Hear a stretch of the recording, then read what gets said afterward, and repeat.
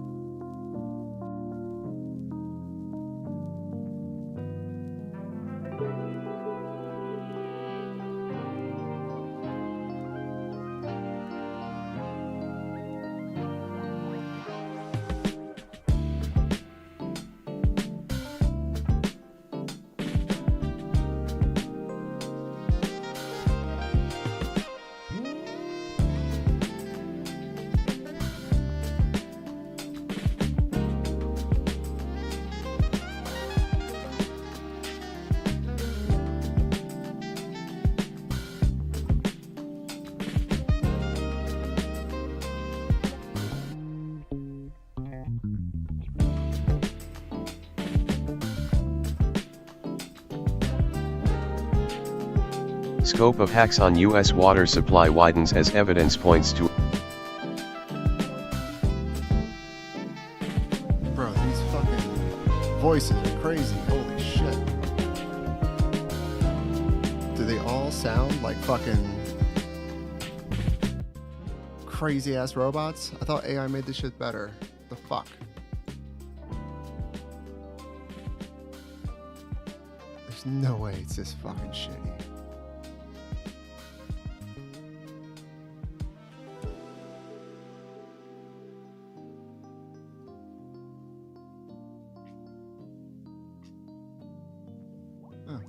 Scope of hacks on U.S. water supply widens as evidence points to Iran. This article is by Dustin Volz and Ernesto Londoño, and read by an automated voice. The scope of cyber attacks on U.S. water systems has grown to include at least 7 states and may be far wider, officials and experts warned, as the authorities raced to safeguard the nation's water supply against an assault that increasingly appeared to be the work of Iran. While there were no indications that any water supply had been altered or made unsafe to drink, state and local officials... Like, I kinda heard about this for the first time yesterday, but not really. When was this? July 30th. Listen to this one first. U.S. sees Iran as likely behind cyber attack on Minnesota water systems. Can I speed this up at all? This article is by Dustin Volz and Ernesto Londoño and read by an automated voice. Listen to this slow-ass voice. Investigators believe a cyber attack this week on dozens of municipal water systems in Minnesota was probably the work of Iranian hackers, according to U.S. and state officials and others familiar with the matter, a potential act of aggression that comes at a precarious moment in the U.S. war against Iran. Officials cautioned that they had not definitively determined who was responsible for the attack and that the preliminary assessment could change as the authorities collected more technical data. They also warned that the hackers could be attempting to pose as Iran-based in an effort to ratchet up tensions between the two countries, though former intelligence officials said such a scenario was unlikely. Local officials reported that the well and treatment plant in at least one city was temporarily offline on Monday, while other cities in the state had to use manual workarounds to cope with attempted attacks on automated operations. There were no indications that any water supply had been rendered unsafe to drink. Even with its limited impact, the hack, if confirmed to be linked to Tehran, comes at a sensitive time as direct fighting between the United States and Iran has resumed in the Middle East. What's up, Bad Horse? What's up, Lucy? I think you're a DGG cultist, but you guys are right about the descriptive reality of the DSA. Keep fighting the good fight, buddy. Yes, I am a fan of Destiny. I wouldn't say I'm a cultist, but I appreciate the kind words, Bad Horse. That was, I like that. Even if you think I'm a cultist, you come in here not being crazy. We need more people like you, too. I'll say that.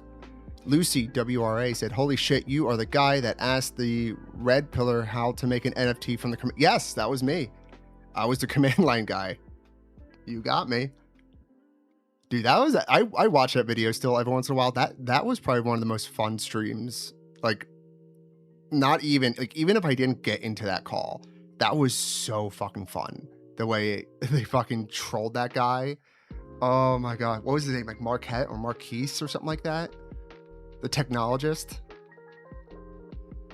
Oh my god. Actually, let's see.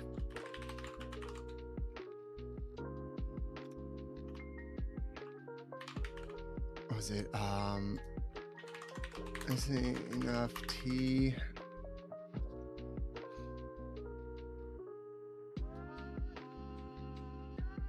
What was the stream? When was this?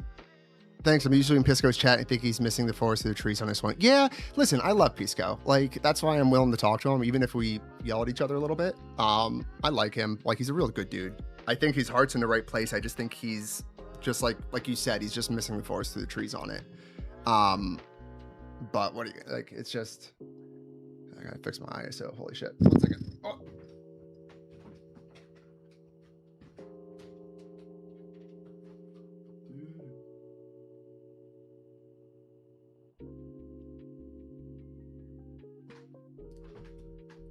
That's a little better. When was that? 3 years ago. Instead of like trying to be like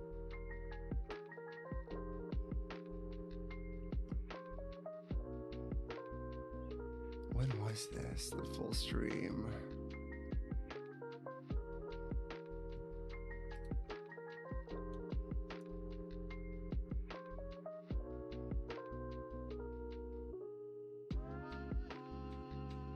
Didn't I have the date? Whatever. I don't know. That was super fucking funny. I remember that.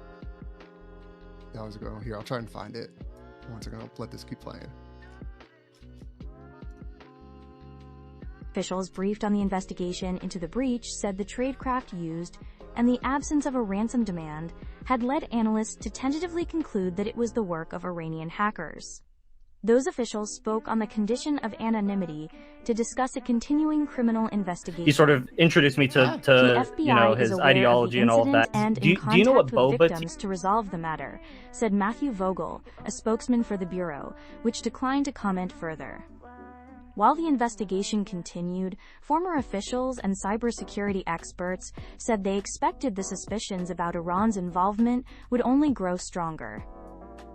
Almost every initial assumption of attribution turns out to be true, said Cynthia Kaiser, a former senior FBI. All right, real quick. This is so fucking funny. Where is it? from saying this is bad and then trying to make money off of it. You reminded me of and this. then I he have to just watch this starts with the nonsense. James. Jalen said peace to the Saints. This is a headache. Are you really going to engage in an international bad nonsense? James. Are you one of Destiny's acolytes? Are you really going to engage in an international? Bad. Do you have a? Can you pop in some headphones? I'll pop you back. I'll bring you back on when you get some. Wait in here. Okay, this guy's name is Destiny Fan 1, so that's good. So we know where he stands. Hey there, do you have something you'd like to bring up? 1 second, hold on. I need to connect my AirPods so we don't have the same issue. Telling me to hold on, man. Audio. Hey there, you have something you want to bring up on Destiny's behalf since he's not able to represent himself? Started off. Oh yeah. Well, we were talking about like homophobia and things like that, right? Yeah, we're talking about the language of homophobia. Yes, it's a misnomer. Yeah, well, I feel like it's not the actual. Because, okay, so, like, I'm claustrophobic, right?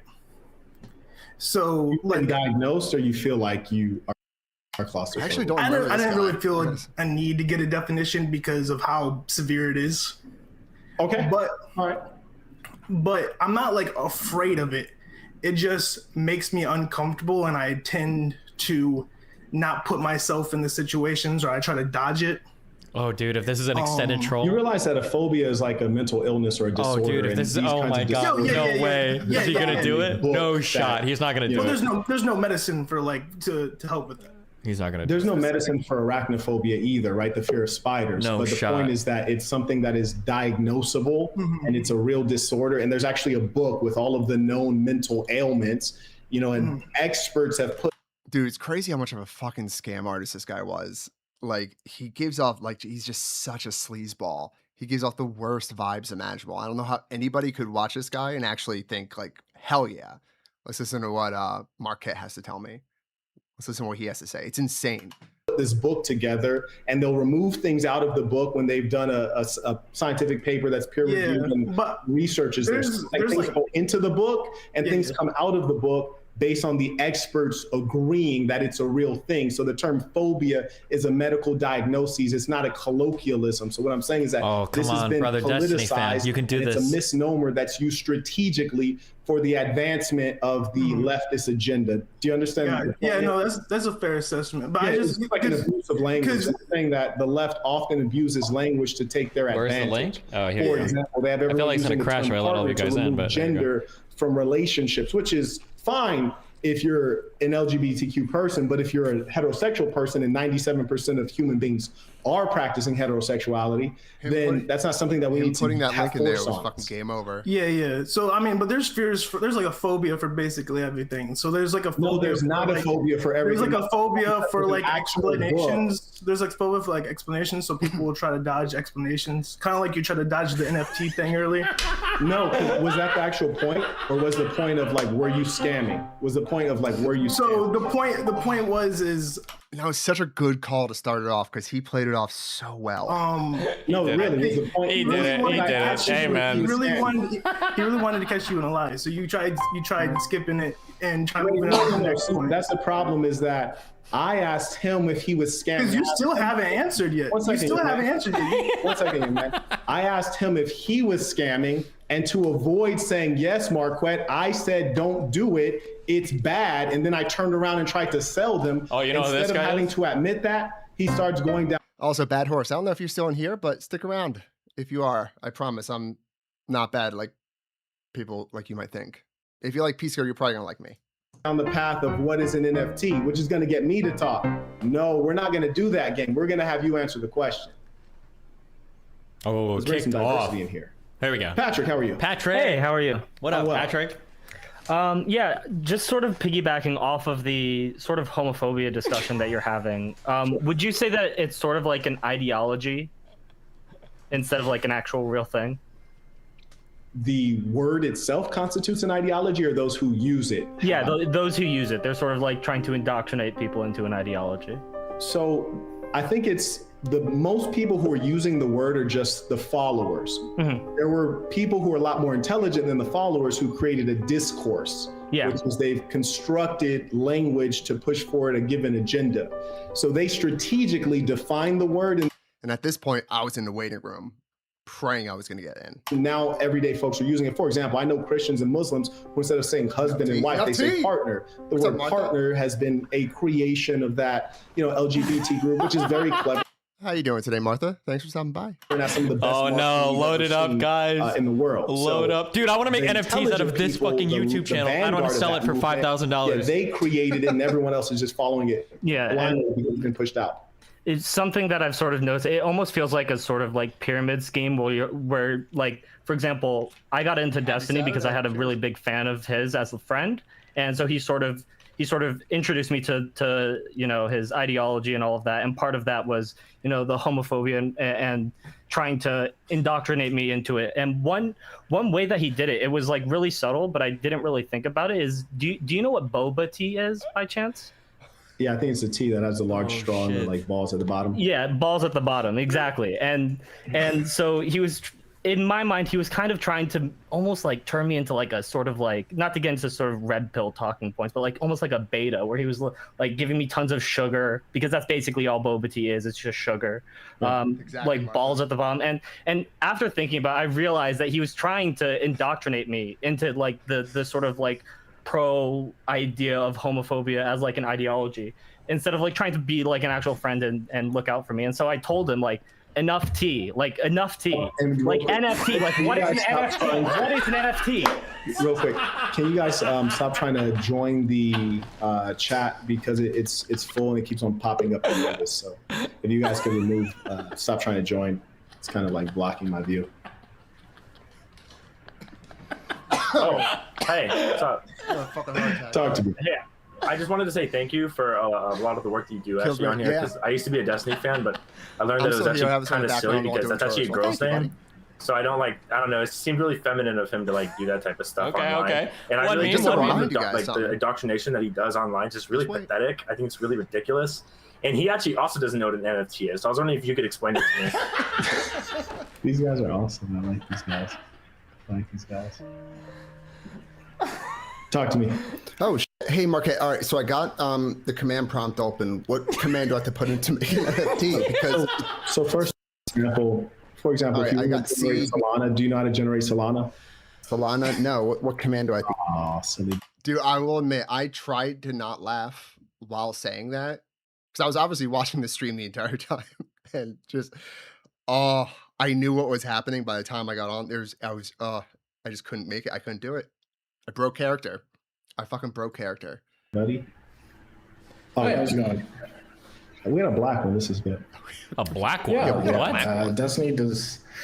I don't know. I mean, did you see the Destiny Peterson interview? You had to be asked a lot if you like. There's another one I like too. I'm sorry. I'm really starting to doubt if he does. No, seriously. I've been watching him for a very long time, and dude, the one where the phone's on the table and you can see this guy's like scrolling like fucking like hentai or something. It's so funny. Hold on. I followed a lot of things from his life, and now I'm actually really starting to doubt everything. So I don't know. But you mentioned Solana, right? That you can generate. Yeah, generate Solana wallet. Do you know how to do that? Oh, damn, he actually dropped out. Oh, hello. Sorry, am I on? Yeah, you're on. Yeah. Oh, awesome. Hey, sorry, I have like no time for all these people who are like just trolling you and shit. I wanted to ask you, because I actually I went to Berkeley. Yeah, go ahead. Okay, just to be clear, you're talking about like UC Berkeley, not like Berkeley College of Music, right? Because that's. Unfortunately, I don't have any musical talent. Okay, gotcha. Yeah, because I mean, music school, like really. I think like one thing I was kind of interested in, because I did economics. I'm not sure what your education is. I don't really know that much about you, so I'm just curious. Mm-hmm. What did you study? I'm just curious. I thought you had your question is what did I study? He got a master of arts in like secondary education, by the way. I mean, Berkeley's a really good school, so I studied political science, which is honestly at Berkeley is the Berkeley School of Marx. It's not a degree that's of great use, and if I were to do it over again with guidance, I probably wouldn't study political science. I didn't find that it was very useful. Did you ever do any like minors or anything like that?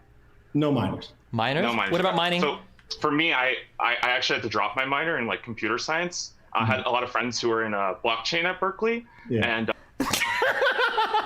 Wait, he dropped. You got a quicker? Hello? Yeah, you got a quicker question. Oh, okay, yeah. So you were talking about like homophobia, right? Before? Yeah. What is this camera angle? Okay, so you were talking about how it was part of like the liberal agenda, right? Correct. Hello? Yeah. This is a strange. Yeah, like it's part of the liberal agenda, right? Yeah. I think actually, like even the way it's spelled, like there's the letter M, and then after the letter M, the letter N. So do you know what an NFT is? This is good. You know what I like about this? It's a clear indication that the kind of folks that follow him they're gamers. I mean, they're gamers. They play video games, which is generally something that indicates you have a tremendous amount of free time, lack of meaning in your life, probably lack of relationships as well. And this is what they do. This is what they do. They got hella time. And it's silliness. And the worst part about it is that they tried to push out their guy as like being intelligent. We've seen that that's not the case. And we've seen that there's a lack of integrity there. And the sad thing about the fan concept is that based on being a fanatic, like you just won't, nothing will reach you. Nothing will reach you. And I don't expect it to. Like I wouldn't expect someone who engages in the kind of behaviors that he engages in to come back normal. It's not gonna happen. And the funny thing too is I know that he was raised Catholic. He actually went to Catholic school, it was an all boys school, which is, I'm wondering if something happened to him while he was there that kind of led him to this lifestyle. The projection is so strong with this guy. I'm so far back right now. Oh, Trying to super find other chats? stuff. Yes. Oh, okay, go ahead. I told people to send it Cash App or PayPal if they want. Fair enough. No, carry on. Oh, you're popping him up or you're catching up? This guy is obsessed with my dick and sexuality. Fanatic, get the fuck out of my chat, you. Huh. I guess that's been a thing for a while, eh? What's up, Corum? How you doing? Yo, what's up, Irvine? Yeah, see, I'm trying to figure out when you guys want to watch. I'm still figuring all this shit out myself. Listen, the funny thing is, the reason I usually end my stream so early, probably like at 10 o'clock, is because I usually get up early. I had a job during COVID where I was working. So I live in the East Coast, in the US, outside of Philadelphia. And during 2020 and 2021, I was working London hours. So my work day would start at 2 a.m. and end at like 2 p.m. or around like 12, 12 to 2, depending on how busy the day was. And yeah, that fucked my sleep schedule up so bad because I would have to go to sleep at like 6:30, 7 o'clock in the afternoon, like in the evening, because I had to wake up at like 12:30, 1 o'clock to be able to like be awake enough to go to do work. And I was working as a project manager, so like to this day, and I haven't worked that job and worked those hours in 4 years. I still, like, no matter what, by 5:30, I'm awake. On the rare occasion that I like my body needs to catch up on sleep, I'll obviously sleep a little bit more, but like it's just I'm always up early. So like I could do the early stream. I just don't know who's watching or what. And it's obviously I can't do an early stream during the week because I have a regular job and it sucks. This in the Tristan debate. What Tristan debate again?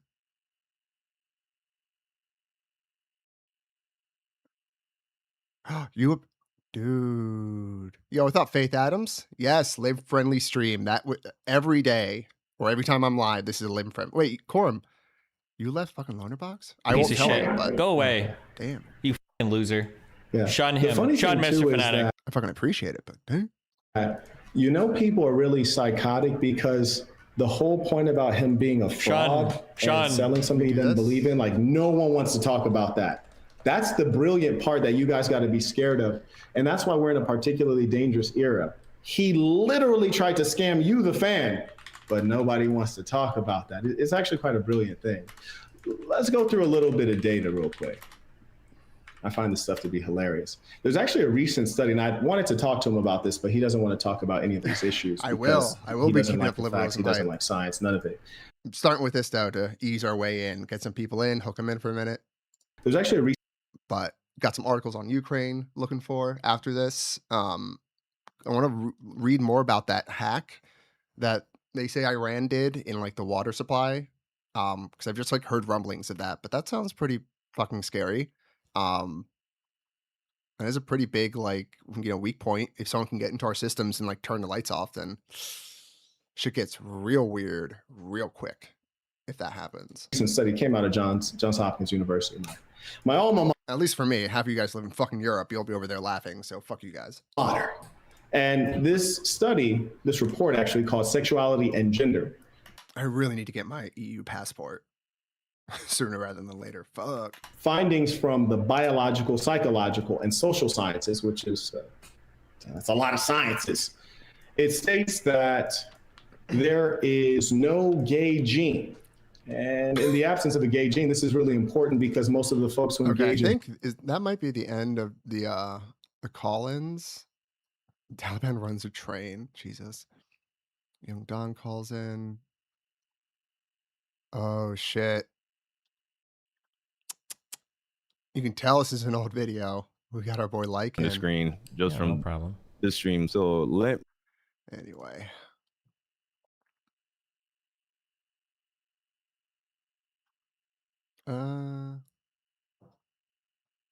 Officials in Arkansas came across a black GMC Yukon bearing license plates that returned to a Ford F-150, which expired 13 years. Bro, these guys, like, how much does this fucking channel make, bro? Dude, AI has made, like, these kind of fucking YouTube channels so much fucking money.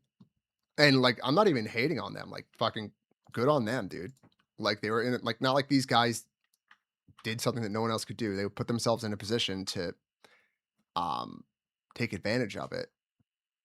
But like you do the AI voice, like having that ability now, like must save them so much fucking time. Sheesh. Fucking yeah. 200 million views in 30 days. Look at that. Big upswing. Yeah, good for them.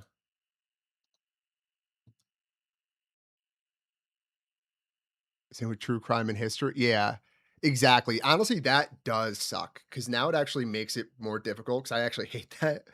It makes it harder now to find like good history or like World War II documentaries on YouTube because they're all fucking AI voice. And if I hear an AI voice, it's not fair, but I just automatically check out.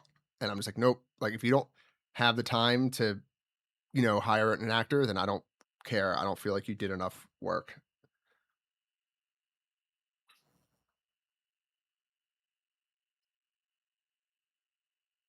Let's keep going with the slot. Prior, after the suspect vehicle appears to feign pulling over, they drive off, beginning a pursuit. That vehicle, it's gonna be on Yukon, black in color.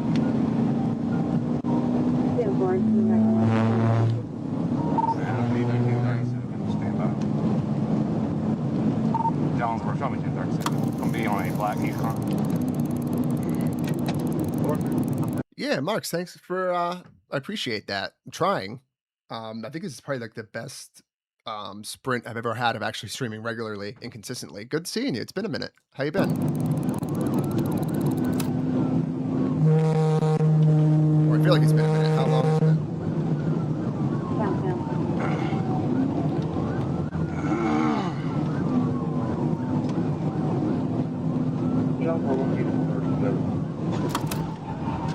Use this opportunity to clean my desk a little bit. From the 37 southbound to the Black Yukon.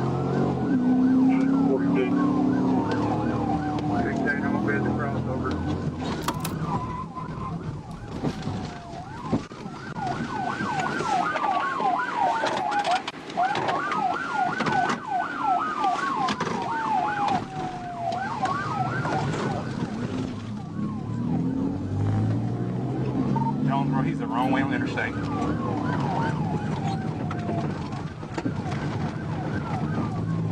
Yeah, that conversation with Pisco and Josiah and Hutch and everything, that was pretty crazy. That went off the rails. I definitely wasn't expecting that. You should watch it at least when Destiny comes in. It gets pretty good. I mean, maybe I'll watch it later if more people come in. I'm not sure if everyone watched it, but it did. I mean, it got a little heated, especially between Destiny and Pisco. It was a good one. It was the most heated conversation that I had, and it was originally just me and Pisco. Then Josiah joined in. Then eventually, after just being Pisco and Hutch and Josiah versus me, whatever. I feel like I held my own at least. Then Hutch joined in, and then Parsec joined in, Destiny joined in, and then it got super crazy. Yes, all the faves are fighting. Yeah, maybe we'll watch it after this then. Or at least like a good bit of it, because the whole thing's like fucking 5. Dude, I reached out to Pisco, and he said he wanted to talk on Twitter. And I was like, all right, perfect, let's set it up. We started around 8 o'clock. I was thinking it was going to be like an hour or two, because this was a weekday, and I worked the next day. I started around 8 or 9, and then it didn't fucking end until like 2 a.m. Oh, the next day was rough, but it was a lot of fun. And I mean, shit, helpful. Got me a lot of eyes. Got me some of you guys here, I think. Probably saw me there. Yeah, hopefully do more of those soon. Jones, we're taking the Nestle exit. Looks like. Definitely was worth it, though. Totally worth it.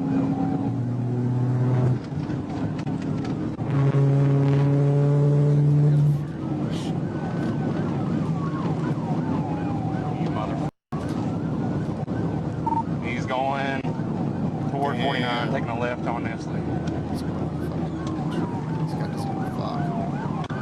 All right, so what does this guy do, I wonder? Because this guy is breaking all the laws to get away. And I feel like you don't do this if it's just like a simple warrant. Yeah, I do. Yeah, quorum. I think we got up to 150. 152 was the highest. And listen, I'm not going to pretend like they were there for me. Obviously, the big people were there arguing. That's what got me some of the eyes. But listen, fuck it. It was still fun. Listen, I'm a small bean. I get it. I'm going to enjoy the tiny wins, the small wins when they come. Final train. Move to 46. Liz, shut the... Going up Rogers Chapel in case he comes on across 18. Stay off the radio! Coming through Brooklyn now. Yeah, stay. Know where to go. Shut the fuck up. John, we're on Nestle heading toward Highland. Speed's 123. Traffic's light to moderate. Yeah, dude, that's exactly what I'm saying, Mark. Like, oncoming traffic is crazy. Like, listen, there's different levels to evading traffic and running from the cops. Like, there's like a freeway chase or highway chase. That's level 1. That's like your basic entry level pursuit. But when you're going on like fucking side streets in the country and you're going on like opposite lane traffic, especially like using on ramps as off ramps and vice versa, that shit's fucking crazy. I remember when I still think I had my driver's permit. I was working at a busboy at the restaurant, and my mom came after work to pick me up because I couldn't drive by myself yet. And I was driving home, and it was night, and there was like this one road where it was just one lane each side, and it was dark out. And I was driving, the headlights were coming out my way, and all of a sudden in the distance, just headlights came straight into our lane and just started gunning towards us. And their headlights were like the high beams were on. So it was almost difficult to like judge how far away they were. And I don't know how close they got before they swerved into the other lane, but it felt like it was a couple feet. Yeah, people are fucking crazy. And like seeing that in real time, like at least for me when I was 16 or whatever, like I kind of froze up. I didn't know what the fuck to do. And it didn't help that it was dark and on the side of us were like trees. It wasn't like a place where we could easily pull over, like kind of back roadsy. But yeah, like that's fucking crazy. So if you're doing this to run away from the cops, like you must have done something fucked. Like if you're doing this for like a traffic ticket, kill yourself. Jesus Christ, what you doing?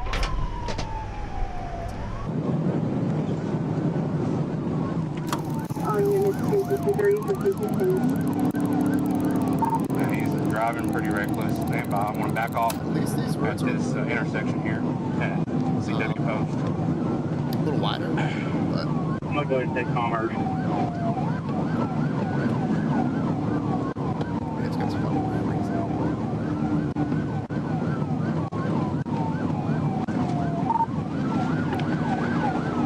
Welcome to the Discord, Faith. Also, I'm live on Kick for some reason. Let's see how me as a liberal streamer does on Kick. That van had to go. Yeah, exactly, dude. This guy's fucking. All right, straight through the intersection. C16 is in a pursuit of hope they say what he did at the end. fictitious tags. He's on Nestle headed to Nestle Way. If you got any deputies close. We're going on Nestle Way, passing Nestle. We should be getting out to 18 in just a second.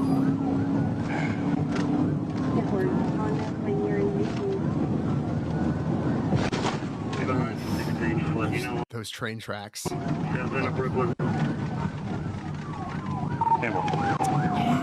should have trapped him. They should have trapped him, guys. Come on. Ooh. Bro, did he turn? Oh, he did. Yo, this guy's Y'all, when we good. turn down Jake Street, it's going to dead end. He's going to bail out on foot. No, he ain't. Toward, He's gonna get out of there. So, hey, Tanner, go to the... Come down Nestle Way. He's going to come back out on it.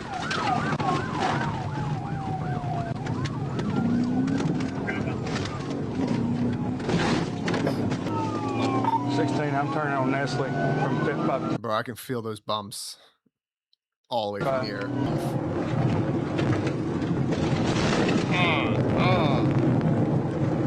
Oh man, it must be nice to drive a car that you don't have to fucking pay the maintenance for, because goddamn. Alright, we're getting close back to 18. I've tried to pick this there one time. He keeps blocking me. Just turned, looks like west, going westbound on 18. Westbound on Highway 18.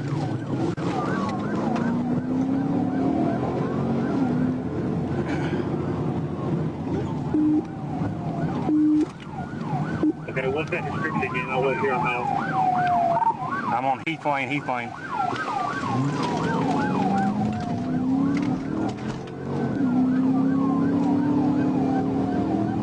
Oh, you son of a bitch. Jones looks like a white male driver. This car does not have enough fucking get up to catch up. Eastbound or westbound? Driving through a yard, he's going down Heath Drive or Heath Curve. I'm on CW Post. Is he going to 18 or is he going to CW Post? He's going towards CW Post.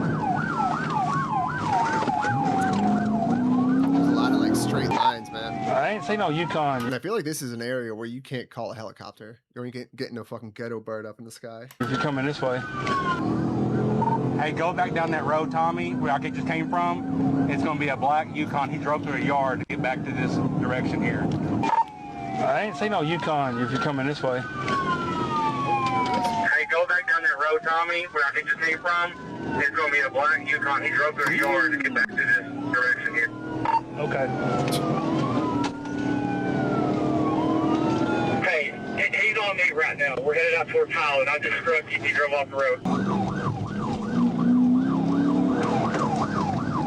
Nah, give me an update where you're at. He's approaching Highland. He's headed right behind you. Keep there.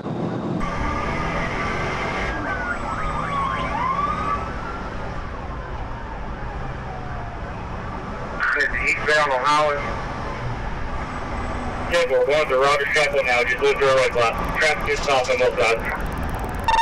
Why did Yellow not do fucking any? Why did Officer 3 just let him drive away? His right rear tire is going flat. Yeah, I think it's pretty good.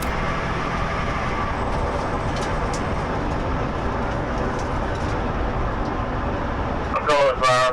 We're still eastbound on 18. Almost a Nestle Way. My rear tire is shot.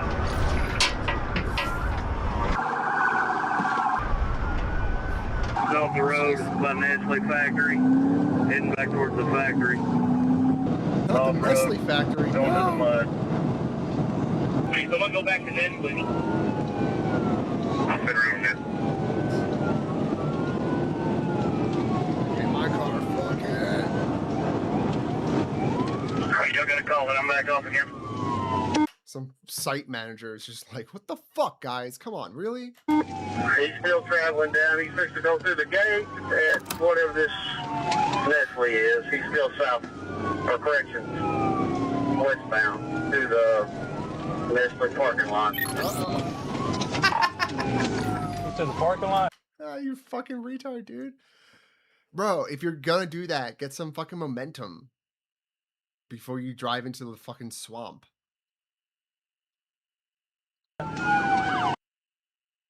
That dude's dumb. You should not be a cop anymore if you do something that dumb. Yeah, he's fixing to go back to where they're rebuilding, where this construction is. Open the gate. Back south there, we're seeing somebody open the gate. Open the gate. Cutting down this great thing. Get it on the south end of it. Thanks, Tommy. 21. I'm on next week. I'm stuck in a ditch.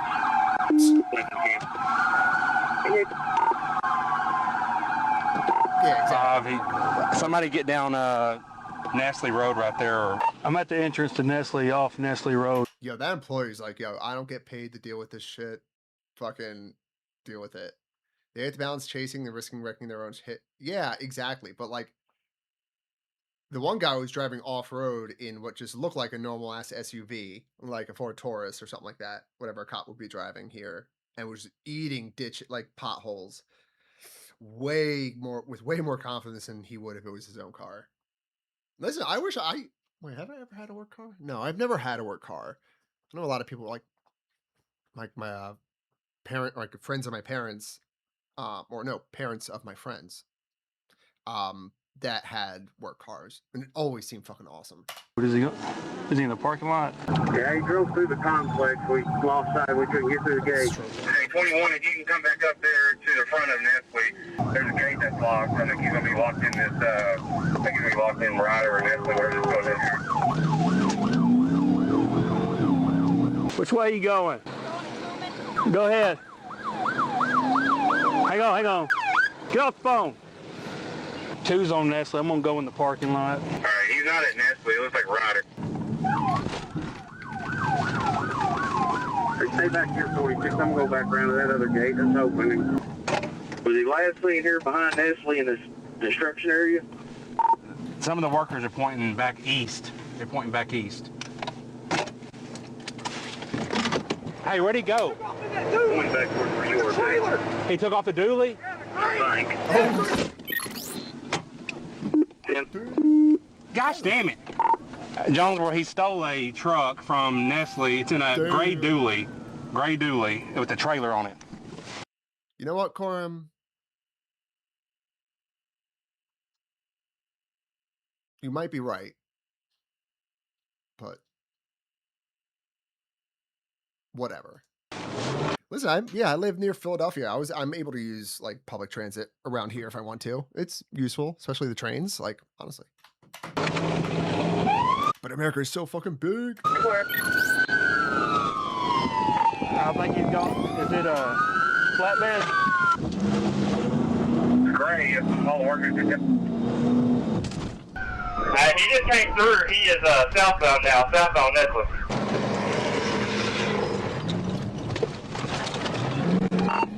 Alright, I'm gonna switch over to the scene call.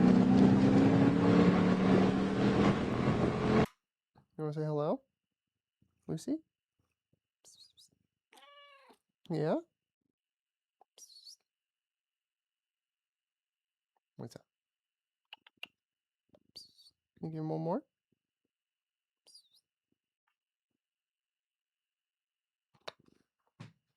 Fine. She's shy. See if you can get JPD involved in this. I'm working 21 now. C-22 going from the lead now. Going back to the interstate. Crossing CW Post Road.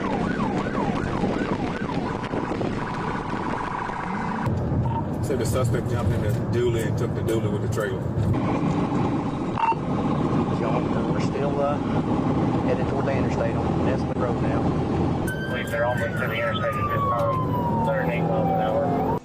He's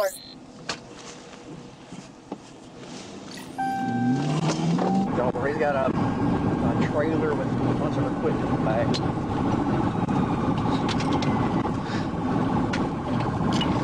Joker, CJB can get that vehicle that he was originally in.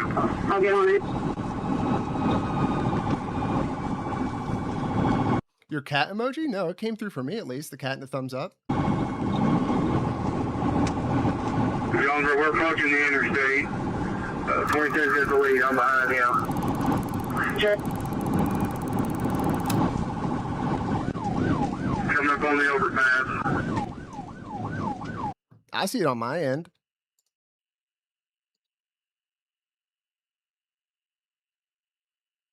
At least I see it on my end, yeah. Continuing over the overpass.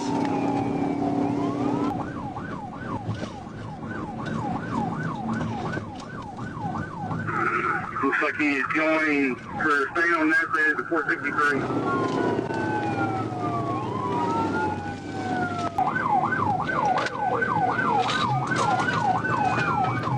He tries to make it over them railroad tracks on 463, see if he can put a stop to it. You go get up there, 22. He's got a tractor in front of him. All right, he's going around the tractor.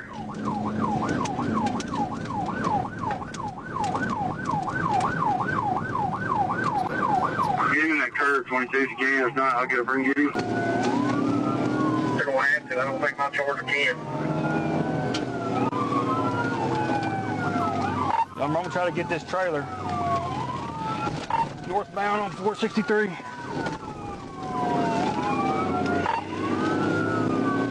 Northbound on 463, headed to Jonesboro. Trailer still speeding about 70.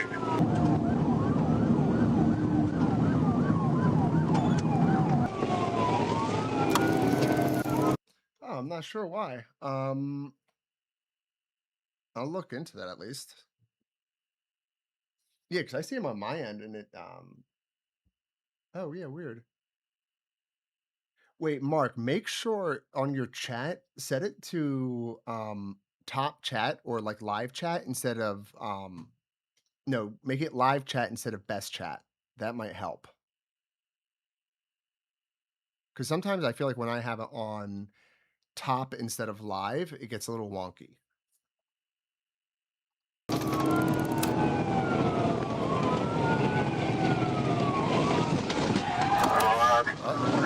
He tried to pit. He tried to pit. He couldn't do it. Send it dispatch. It's a train on track. I lost sight of him. He ran me. 16 meters with the heavy trailer.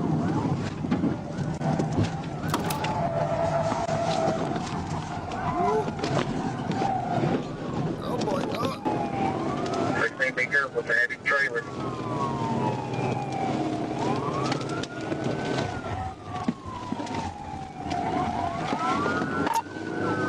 I don't know who that was. Somebody check on 16, he went in the ditch. I'm 10-4. I'm out of it now. We're at 463 northbound on Ingalls, or coming up on Ingalls. Well, we need some spikes on this dually. You can let Jonesville know. There we go, bro. Any unit, can anybody sit up with a shotgun and take the radiator out? He's in a heavy truck with the trailer. Needs to be spiked. 9611, I'm 463 at Middleton. If you can get up in front, you can in the safe take his radiator out with your shotgun. At least he got himself out.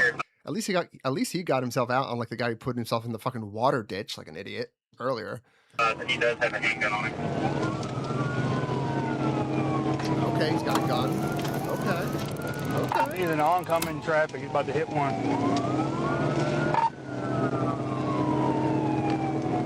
He's still northbound. Just drive, homie. I got you. We're still northbound, coming across double detail one looks like.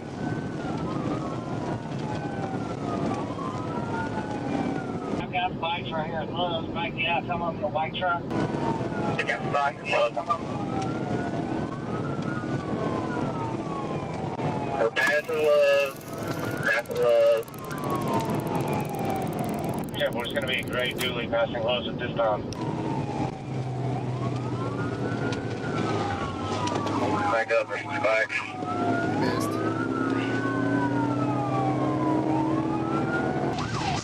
Spikes on successful coming underneath the overpass right here. Interstate.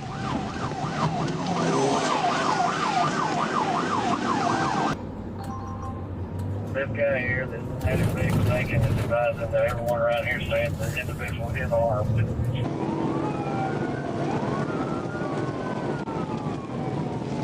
22 Jones, we're coming up to industrial. 341.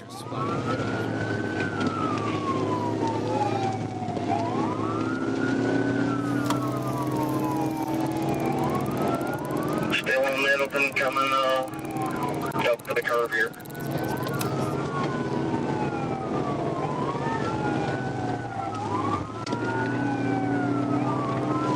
He's probably about to lose at these railroad tracks.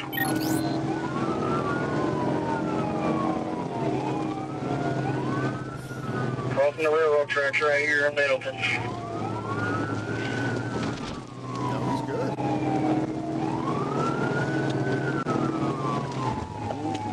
Shit. Damn. 342. He's continuing straight right here. Right here at the door. Straight to one.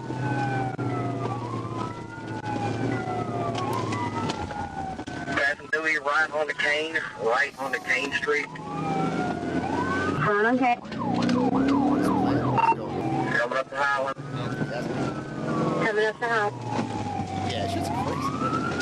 I mean, I get it. I would still be chasing this guy. Left on the highway. Left on the highway going westbound. Honestly, Mark, big same, because, and it's like a heavy trailer because this is a water tank in there because water's been splashing out. Like, all things considered, he's a good driver, and like luckily, because he would have killed like so many people. Huh? A restore.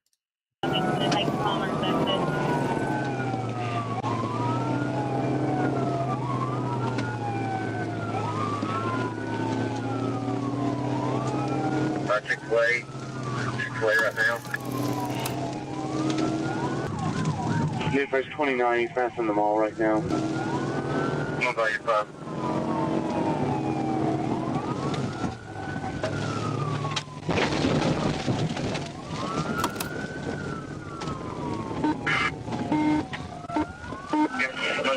Right there. 135.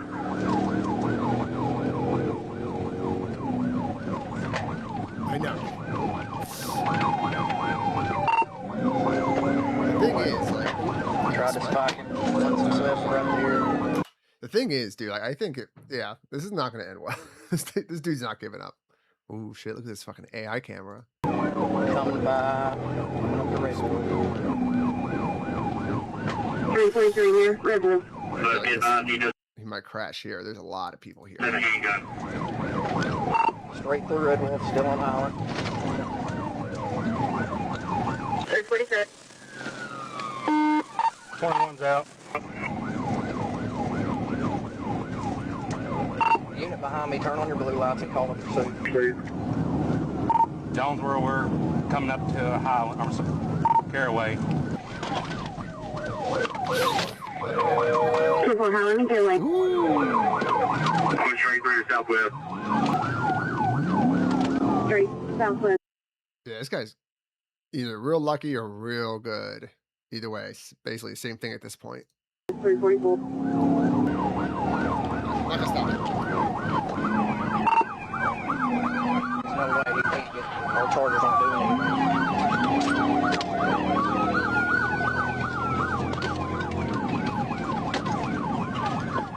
We're coming up on Round Lane. 344 on Round Lane. Near Round Lane. Away, or sorry, East Highland.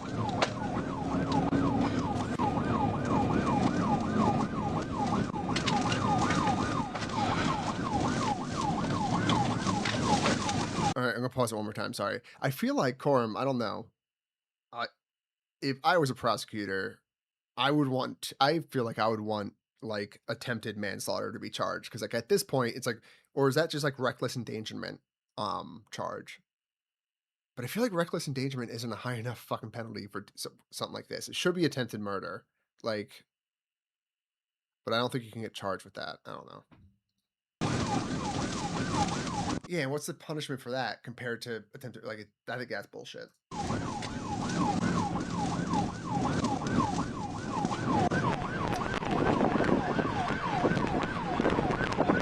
43 Jones, where I'm here at Highland and CW Post. I have no hard cover first fire. 45.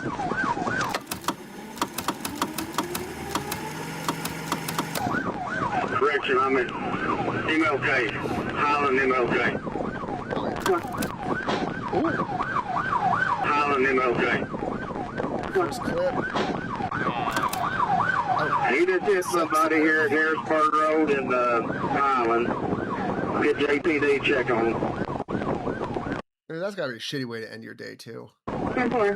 345. Oh! Gotta crash. No fucking way. No fucking way did he just drift into a pole, rip off that that heavy ass trailer, and continue off. There's no fucking way that just happened. Get JPD check on him. 10-4. 345. Gotta crash. Calculated, bro.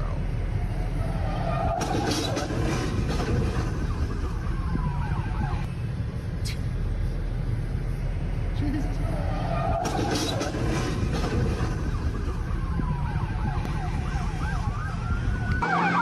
He's still going. Billy sound. Get up there and take him out.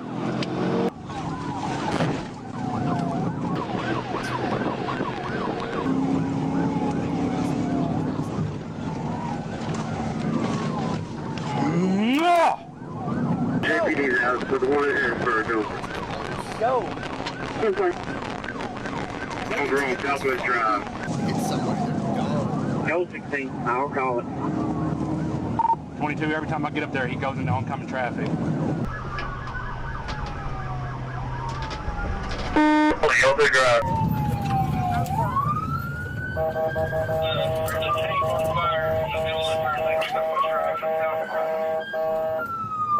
Alright, Port Dispatch, I'm out here on Southwest Drive. We do have a fire starting EMS. Call it, L2 Drive. We're still southbound, Southwest Drive, approaching the interstate. 346. Ah! Going head on into traffic. Still southbound, going over the overpass. Can anybody get out in front of him and set up with a rifle? Left on the Parker Road. No, we can't. They're treating him like a 10th murder because they're just gonna fucking shoot his ass if they get a chance. God damn. Get in front of him. Somebody get Caraway Road, Parker, and in this if you can. We'll be eastbound on West Parker.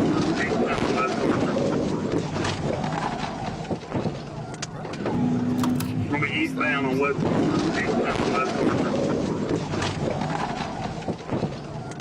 346. Eastbound on West Parker. Mother. 16 struck this over Highland. I just can't get this thing to fit it.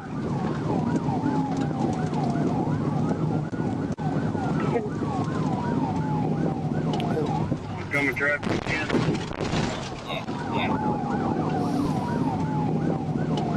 Yeah, coming traffic again. He's probably saying, what the fuck? And that driver there, he did nothing wrong. He was moving away from this psycho. He was not paying attention. Like, coming traffic again.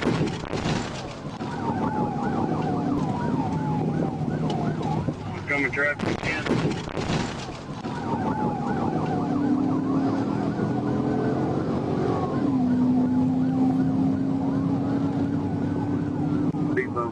approaching the intersection. Looks like he might be trying to get back on the interstate. He's about to hit the guardrail. He went through the guardrail, crossed traffic into the housing complex. I mean, north of the interstate, north of the exit 44, north of the 44. The tire's missing off the vehicle. Man, I don't know what's in it, so I need to hurry up. Guys, he's north of the interstate. 10-4, he's north of the interstate.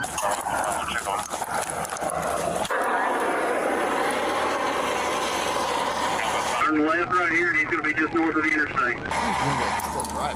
22, I'm going to go north. I'm going to go on this church here. 94 dispatch, we got the fire out. We have eyes on the truck. The stolen truck crashes into a small waterway near a residential neighborhood. Officers search moments after for an armed white male in a red shirt, but when they arrive, they find a sole female passenger with no driver in sight. While the Jonesboro Police Department utilizes body cameras, Arkansas State Police do not. However, they do wear microphones synced to their cruiser's dash cam, letting us hear their interactions with the suspect vehicle currently submerged in a waterway. Stay out there! Where is this guy? I'm not sure. Get your ass over here! I'm gonna shoot you if you don't get over here! Come on! Get them hands where I can make you! Get your ass over here! Vehicle's still going or are you on foot? Vehicle's in the ditch. Stay right there! We got one out here. I don't think that's the driver. Jonesboro, he had a female when he was in the Tahoe. It's revealed the female passenger was with the suspect for the entire pursuit. Police I feel like that's some critical information. How could one of the officers not, like, okay. reports do not clarify if she went willingly or was forced into the flatbed truck during the carjacking. We got the female driver fled on foot over the fence into this neighborhood. Yeah. Give me. I ain't worried about it. Stop moving. I'm not the driver. I'm not the driver. I don't care. Shut your mouth. You have the right to remain silent. Do you understand that? Okay. Help me up, please. Stand up. Oh, I can't move my leg. I can't move my leg, sir. Stand up. Stand up. Please help me. I gotta get my legs. She better be guilty, because goddamn, it sounds like you're just tossing her around. Put your feet here. I cannot move. Put your feet here. Sir, I cannot move this leg. You just moved it. Put your feet there. Push with this leg up. My back. Oh, my back. Come on. Keep pushing. Jump the fence. We don't know which house. We have a physical description on him. Hey, who is that? Michael Smith? Officers are unaware the female passenger just gave a false name. Yeah, that's the most fake-ass name ever. It is unclear if she knows of his real name or not. Suspect on the run is a Michael Smith, 40-year-old white male. How do you know him? Where does he live at? You don't know why he ran? Which one, the other one? Yeah, the one. Did we find it? That's clean. Then I had my shotgun out, I had my rifle out. Dude, that's a prime example of why we need to be able to unload on people like that. And what did he have on again? Oh my God. Just a sleeveless shirt. Rocket. What are you doing? I tried to put people down there and none of the patrolmen are listening. Here. Got at least 4 units up there that I can see. Right there. Where's the dog at? Where's the last one? They sit straight across from this truck. Right here. Yes.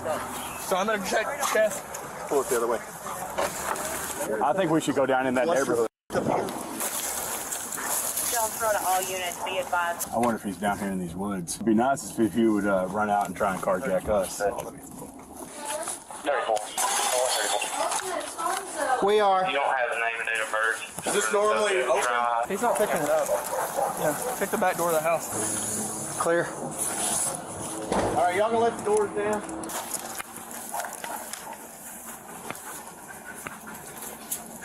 Here's a shirt. It's soaked. We got a shirt in the backyard right here. Do not let any cars go through the perimeter. Ma'am, if you'll go back inside, please. We got a guy on the loose with a gun. Just go inside. Yeah, go inside, please. Hey, do you see anybody running on foot? Okay, just checking. Thank you. So this is the problem, though. We've been walking through here. You check them trash cans while y'all down there. They are. Somebody get up with Nash and be his cover. Right. Can we get out with him? Yeah, we'll get right to. Hey, rotate Bruce out.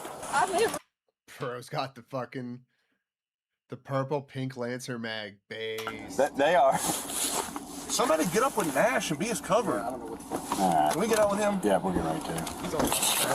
Hey, rotate Bruce out. I live right down in there. I don't know where to go. You're just gonna have to sit right here, maybe like under this tree in the shade. I'm sorry. I was just trying to get out of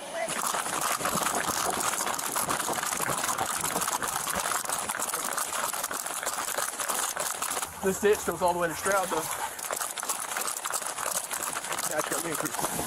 Bruce, either stay right on him or dip out. You don't think it's him? No, because they walked into all these backyards. It's already been contaminated? Yes. What are you Dad behind me right there. Yeah. But we can't get a hold of my mom, and she lives down there. down in here? Uh-huh. Okay. That's my dad. It's his wife, but it's my mom. Well, we can't let anybody go in right now. We'll get somebody to go down there and check on her, I promise, Okay. guys. What's that right there? White male? Old male? Okay. We got a drone coming. He's got to be laid up, you would think. Yeah, there's too many eyes. Well, that's the only part. There ain't but in that butt with everybody that's walking around. He probably is now. Hey, this house door was unlocked. This lady right here, her mom lives there. She can't get a hold of her mom. We got an elderly lady that lives at that address, and They cannot get a hold of her. is there a car there? Without there any vehicles, there are no vehicles here at this time. Oh, should there be a vehicle there? Okay, there's no vehicles. No vehicle, unless it's in the garage. What is it? Well, yeah, it would be in the garage. Officers thoroughly searched the unoccupied home for a barricaded suspect. I don't see any disturbances. I don't either. And find no cars in the garage, stoking fears that the suspect carjacked a second vehicle and possibly took a woman hostage. I just worry he's gotten past. Where's the? Do we not have a drone? Hey, do y'all have any water? He's already got the drone up. I'm just worried that he's taking this lady in this car. Her daughter's up the hill. She can't get a hold of her. Oh. Dispatcher, were you anywhere with that 28 on that vehicle? I'm negative. I couldn't hear the radio earlier. I'll look and see anything registered to that address. I got a feeling probably broke into that Corin, I was not expecting this choice. What the fuck? vehicle. We got plenty of guys, and I've got this unmarked truck, so I'm gonna drive around. At the crash scene, EMTs carry the female passenger to an ambulance. At this point, it's been over 30 minutes since the driver fled on foot. Do we want to start just flushing these backyards, like saturating them? Damn, dude, some of the kit these guys got. Fucking crazy. Hold on. Passenger to an ambulance. At this point, it's been over 30 minutes since the driver fled on foot. Do we want to start just flushing these back? Bro. Is homie fucking rocking a scar? What the fuck? What kind of where is his police department? Jesus, what's the budget here? Okay. Yards, like saturating them. It's another one. Wait, no, no. That's a, was that like a Beretta? What the? I think we need to get this wood line. Okay. God damn, these guys are fucking. Yeah, I mean, God bless. Yeah, look, they have fucking. Okay, maybe these guys are like SWAT because they have fucking IR lasers on their shit. So I feel like this guy might be SWAT because you only really have that if you have night vision. So maybe like SWAT gets special gear. Yeah, because this guy over here has like your basic bitch, like AR-15 right here, and he's just a normal cop. So maybe he is like special, especially yeah, because he has like a fucking 16-inch carbine front side post. Might be an Romeo, probably an aim point comp, but because he's gonna be in here, or he's right they're here. All getting mogged, dude. To these yards. Fucking Meal Team 6 over here. Of course, this guy has fucking nothing. Little bitch, no hair, no gun. Enough here, we can. This guy's got fucking big stomach, big kit. He's fucking mogging them. Put the two squads in. Yeah, look at that. Got the suppressor light. He doesn't have that. He's got the aim point. Yeah, I can't tell if that's the fucking Beretta, like the or didn't Springfield make that? It's like called the Tuna. I forget. Both ways. This lady tried to come through. Yeah, it's an 8-point. Stupid. Yep. Looked like an 8-point Pro. It looked kind of bigger than a regular 8-point, but he's going to be in here. Yeah, that's an 8-point Pro right there. On that guy's here, or he's right here in one of these yards. Got enough here. We can split it 2. Yep. Yeah, 2 8-point Pros. 8-point Pros are cool. Squads and flush both ways. This lady tried to come through. Stupid. I live right there. I need to get home. I think he hopped fences. That's the easiest avenue out. Either that, or we're gonna have to check all these houses then. What is it? This gate's open. I thought I have a budget fucking 8-point Pro that 6 hour makes. But I can't show any guns on live stream, unfortunately. I'll get my shit nuked.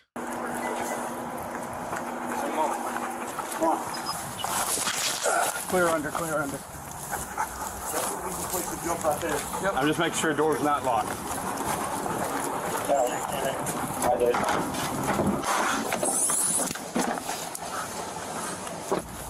Hey. This door. Locked. Northbound 55 from Harrisburg. Sucker's off the exit in that ditch. Shit, is this in PA? Near Harrisburg?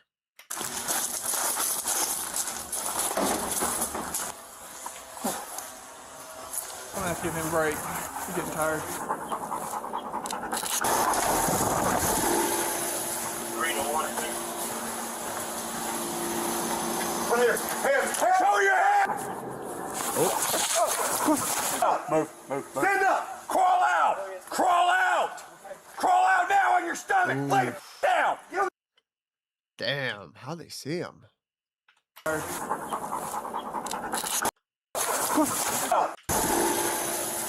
1. Come here. Hands. Show your hands. Move. Stand up. Crawl out now on your stomach. Lay down. Lay down. Don't care. Lay down. Put your hands behind your back. Cuff. Hold the traffic. Out here in yellow. Got him. We are 10-15. We can't talk for 10-15. Where's the gun at? We're in the I never had a gun. area. Just on the other side. Yeah, I got Talking. Stand up. Hey, that's the phone. Let's go. This one here.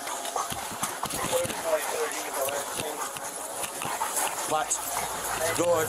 The female passenger was not charged in this incident. She was brought to a hospital, where a police report states she sustained serious injuries.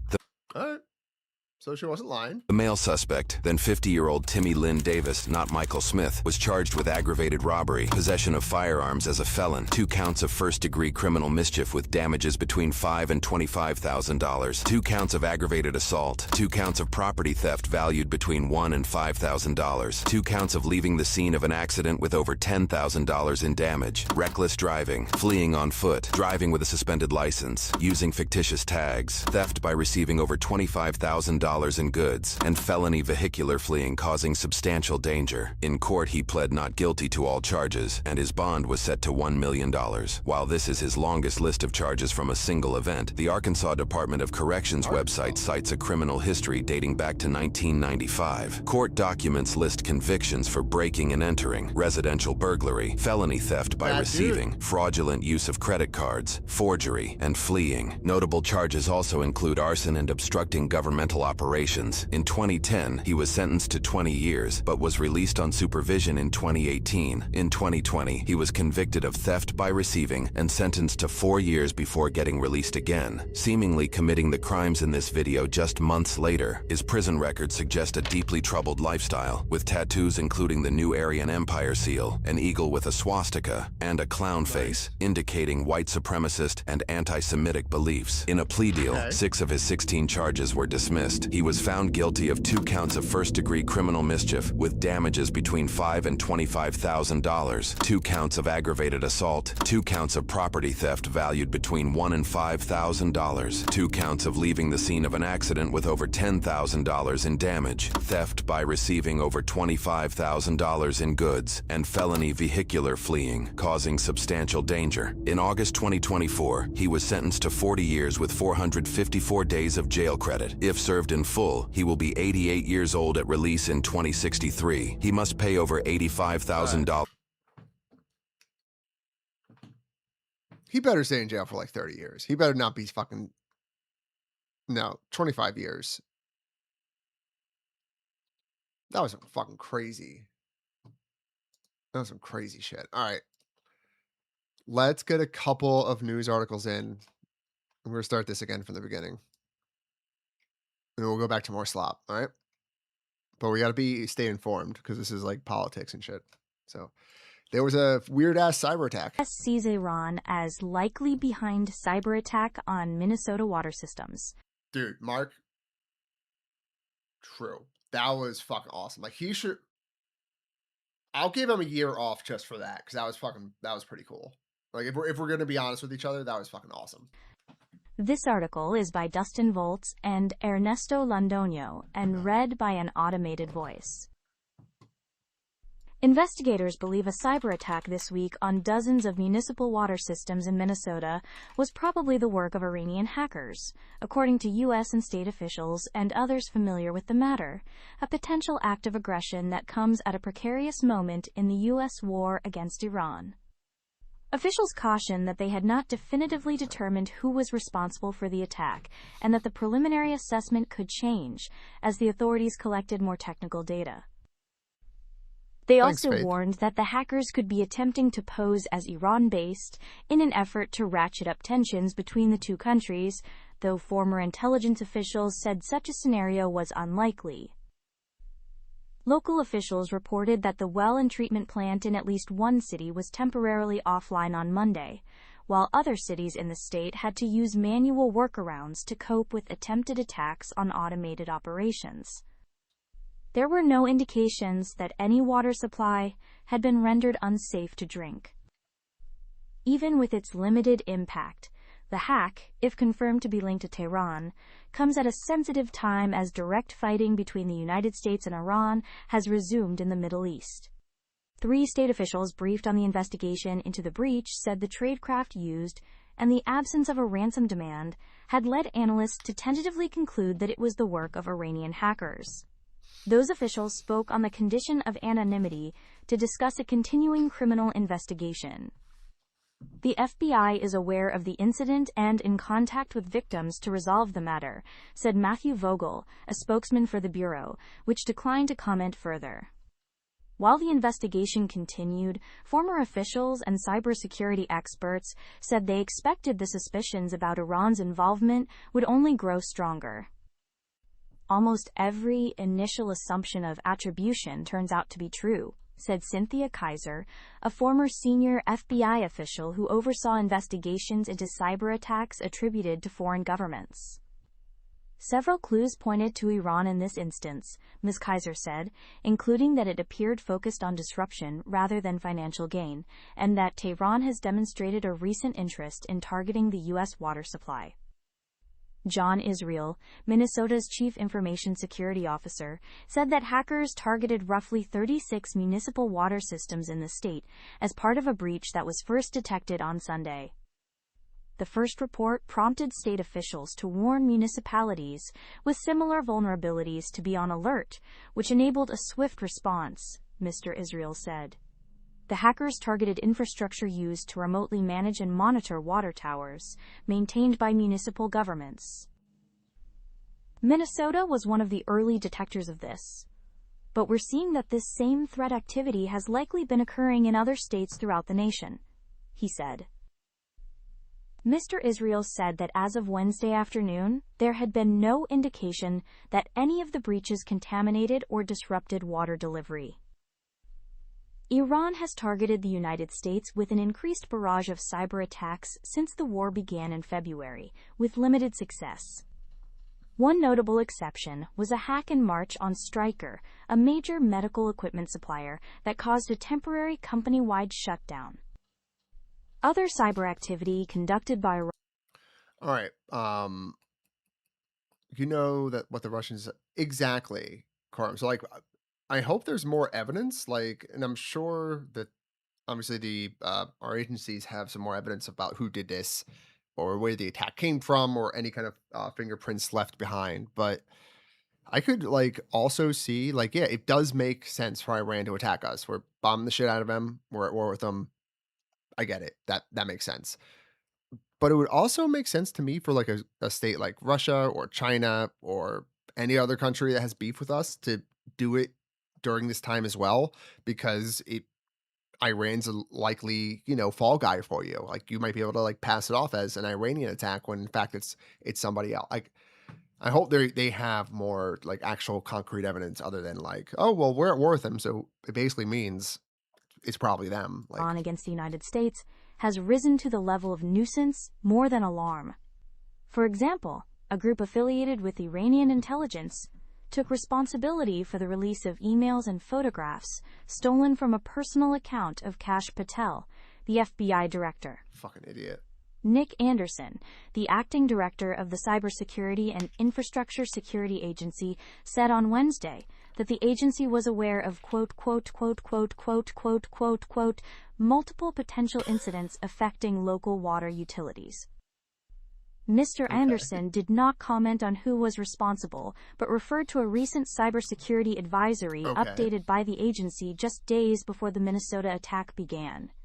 It warned that Iranian-affiliated cyber actors were attempting to break into operational technology devices to potentially disrupt critical infrastructure in the United States, including in water and wastewater systems. Cybersecurity experts have long said that U.S. water systems, which tend to be old and underfunded, were vulnerable to digital disruption. Nate George, the mayor of Brigham, Min, a small city 65 miles north of Minneapolis, said public works personnel noted early Monday that the well that feeds the city's water tower was malfunctioning.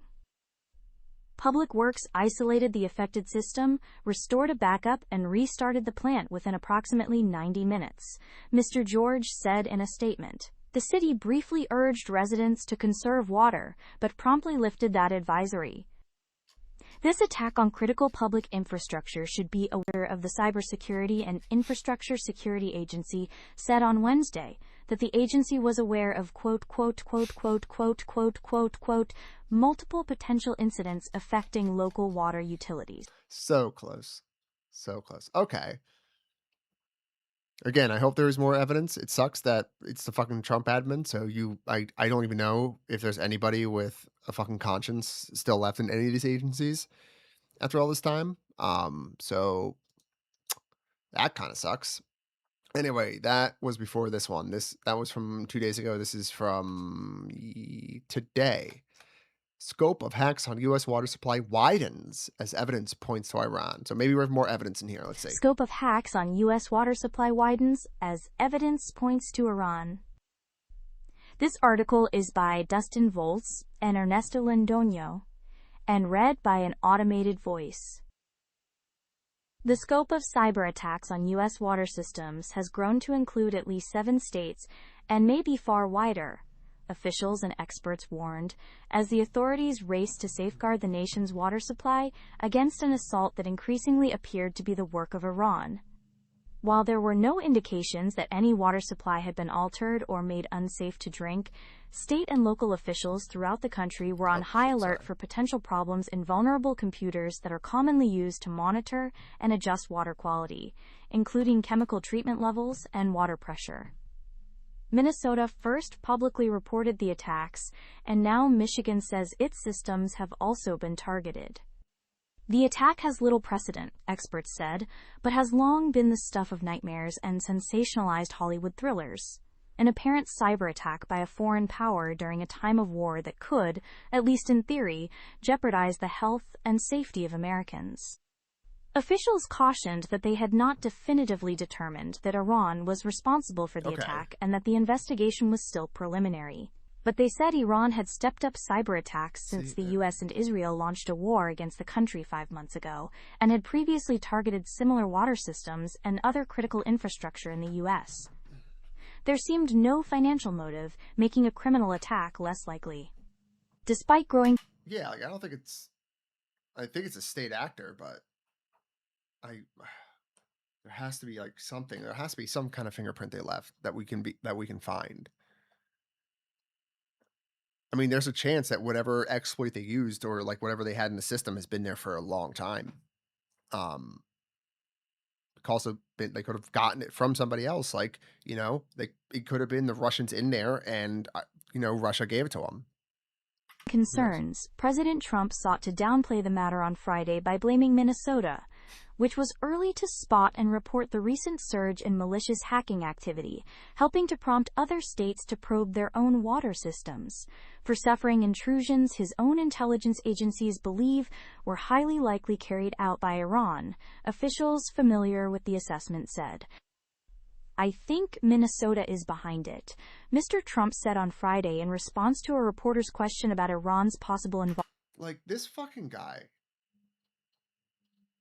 Involvement, which the New York Times earlier reported. I don't think there was an Iranian cyber attack. The state's Democratic governor, Tim Walz, dismissed the accusation, warning in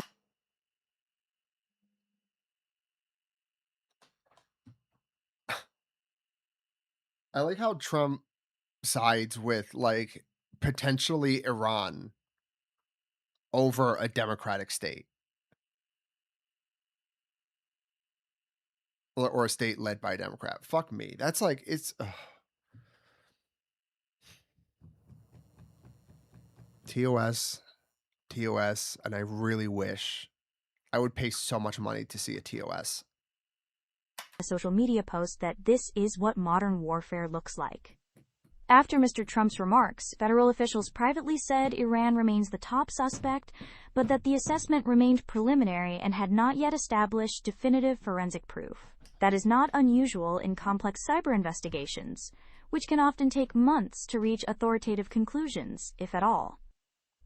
Nate George, the mayor of Brahom, a small city north of Minneapolis that was among those affected by the cyber attack, said federal and local officials had little doubt about the likely culprit. We're getting bits and pieces of information from the state of Minnesota and the FBI, he said in an interview on Friday afternoon. They are pretty sure it's Iranian actors, but are reluctant to say so publicly, he added. A memo sent by an industry group that shares cyber threat information among water utilities that was obtained by Wired magazine said the attacks aligned with hacking activity being conducted by Iran-affiliated actors. Mr. George, a Republican who is running for state auditor, said he had heard the president's remarks casting doubt on Iranian culpability. He said that the president was, quote, entitled to his opinion, but that it is incumbent on state officials to help cities harden their defenses against cyber attacks. Minnesota was not the only state to suffer intrusions. In a public advisory published late Thursday after the Times report, the FBI and the Environmental Protection Agency said that since Monday, at least 7 states have reported incidents to the FBI, and some of that activity degraded water operations. Officials have declined to say which states have been affected, but a spokesman for the Michigan state government confirmed that his state system was attacked. Face, only guitar. We received a small number of reports from Michigan communities indicating activity consistent with what federal agencies described, Dale George, the spokesman, said in an email. Mr. George added that all systems affected continued to operate safely, and there were, quote, no known impacts that posed a public health concern. Alex Orleans, a former U.S. government cybersecurity contractor who specializes in tracking Iranian hacking groups, said Tehran had been engaging in a wide variety of hacking operations against U.S., Israeli, and Middle Eastern targets since the start of the war in February. But the intrusions into the U.S. water systems appeared to be a significant escalation. What's unprecedented here is that we're seeing direct, tangible effects to live industrial control systems inside U.S. critical infrastructure, said Mr. Orleans, who is now the chief of threat intelligence at Sublime Security, an email protection company. The U.S. Cybersecurity and Infrastructure Security Agency, in an advisory issued Thursday, said the hackers were quote, targeting water entities of all sizes. Why does it do that sometimes? And recommended facilities unplug vulnerable controllers from the internet. The hacking activity, it added, had resulted in boil water notices and sustained manual operations. The agency has for months been warning the public that Iran may seek to compromise water utilities and other critical infrastructure. Former intelligence officials and cybersecurity experts said the hackers were likely engaging in opportunistic behavior rather than selecting specific cities and towns to infiltrate. That means that potentially any facility using the vulnerable internet-connected operational systems was at risk.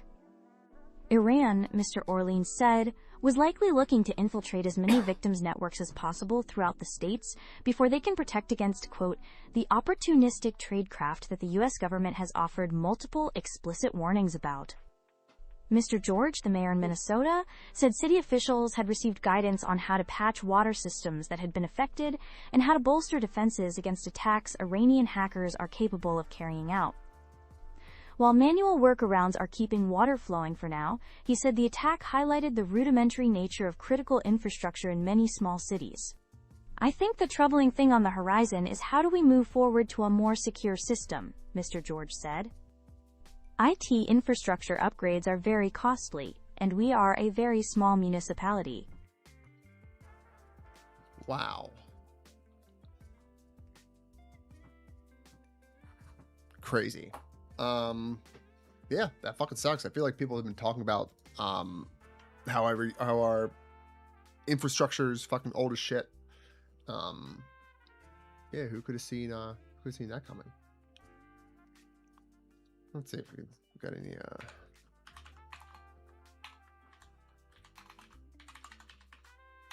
memes. Let's see. Lamau.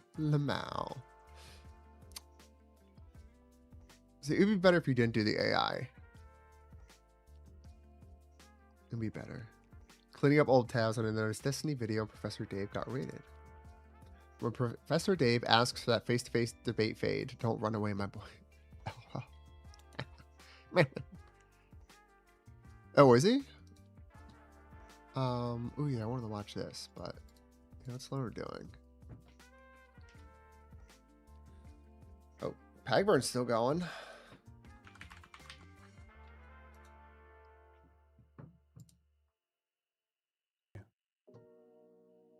What the fuck? Do I have to just save it and then put it away? Hang on. Oh, he's doing like the Obsidian Notes thing too. Yeah. See, he's smart. He's better than me. Yeah, exactly, Mark. It's fucking... I mean, if they can live with it, if they can fucking stomach it, I guess more power to them, but Jesus Christ. I don't know how you like... Yeah, so you can see it here. European hospital, and you can see my notes as well, for making it easier. So from the European hospital, and this is on March 23rd, which is just before they arrived. Damn, does he publish this?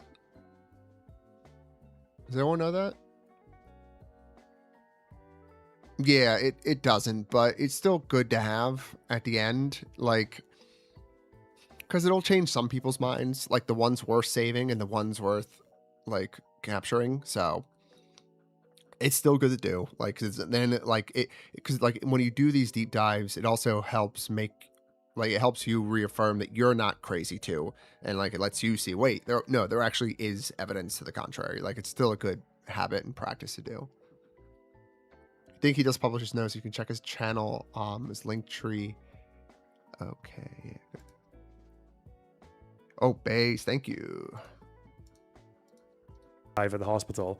The European hospital has 246 children. It says 238 women and 677 men, which is very different from 70% preteen. This is 21% children, and this includes all the way up to the age of 17, like just before 18. So I guess not this. And when they were in the hospital from April 1st, and I think they left on April 8th, the cumulative total stays about the same, 21%. Oh. goes up Work to in 30 progress. here. But again, this is a slightly odd one because the number jumps very suddenly and like randomly with no explanation. And the number of men decreases. So that doesn't really make any sense. But if you look at the daily deaths, when they're there, so Perlmutter is in the European hospital up until April 8th.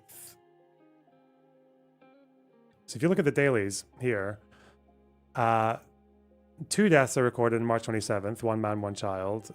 Injuries, mostly men, 1 child. 1 man, 1 child. Injuries, mostly men. Again, 7 men, 5 women, 2 children. 12 men, 5 women, 5 children. There's not a single day where this 70% preteen ever comes up. Ever. The last April 5th and April 7th, it's 4 men died and 2 men died. And the injuries are mostly men as well.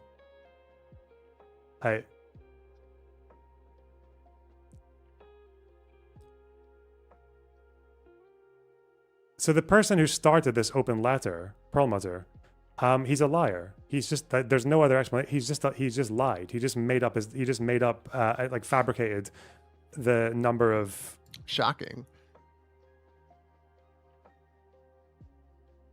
Yeah, it's good.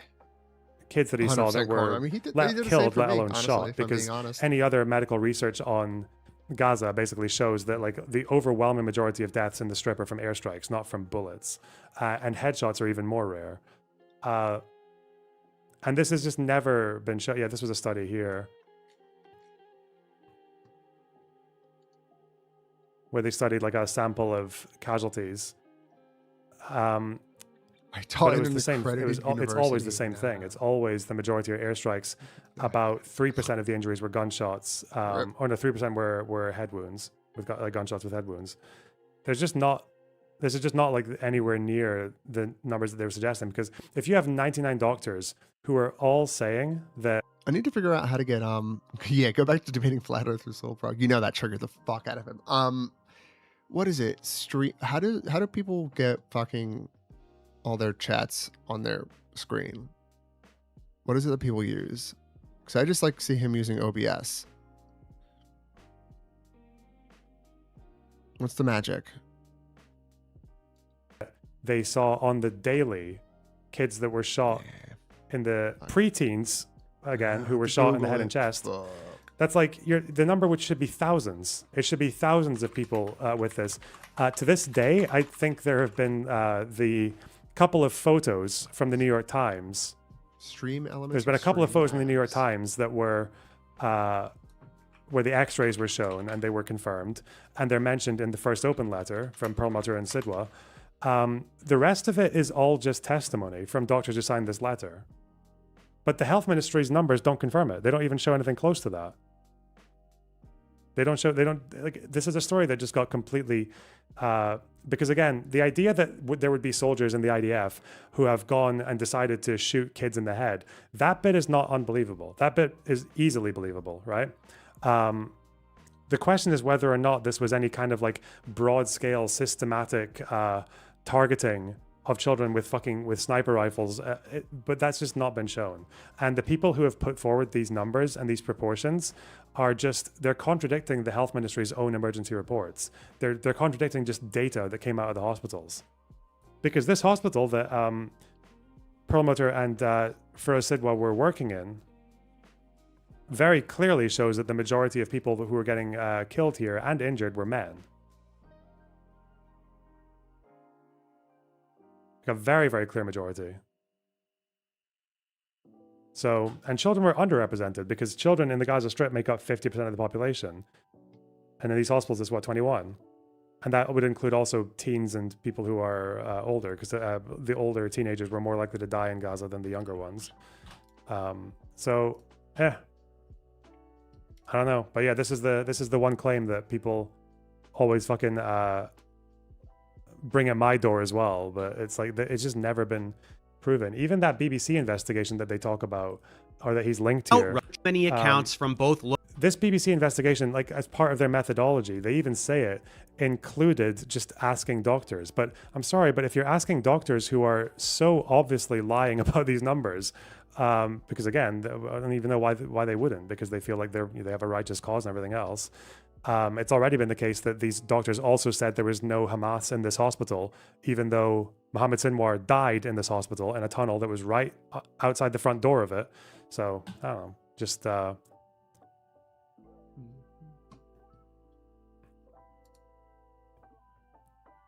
I don't know. I don't know why there's like such a conviction in this claim, because again, these are the same people who don't think any rapes happened on October 7th because they haven't seen videos of it. Are you fucking serious? Stupid. Anyway. Local and international doctors who received child after child with a single intentionally murder children, and that they're specifically ordered to do it, while officials continue to put on a show and act offended when it is suggested that soldiers do the things they openly admit they are doing. This is the definition of gaslighting. And how do Israeli soldiers and officials justify this grotesque behavior? Naturally, they have divine permission for it. They state this openly all the time as well. They are the chosen people, so they can do whatever they want.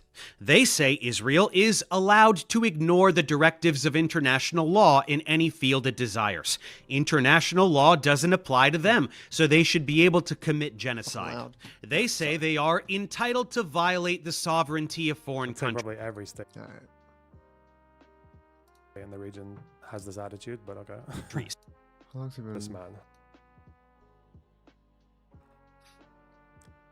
So it's going an hour and a half of Israelis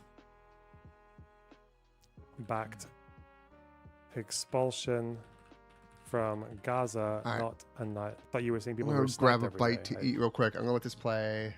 He didn't say that though. The sniper thing. He Chair doesn't react. mention it until he comes back. Not like I'm gonna actually steal any viewers from Loner. I'll be right back.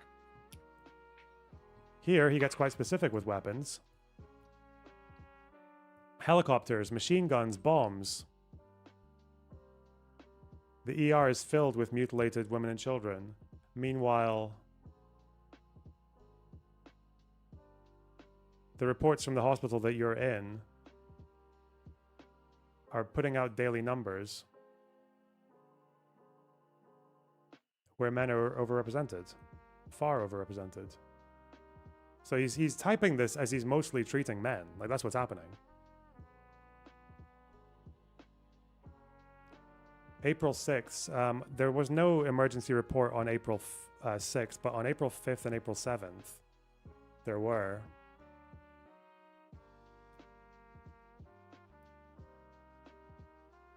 European hospital, I believe, is that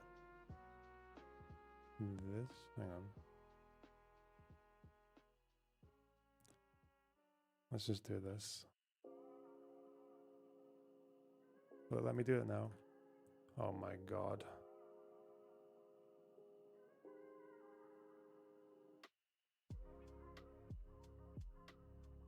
Two men. That's on April 7th.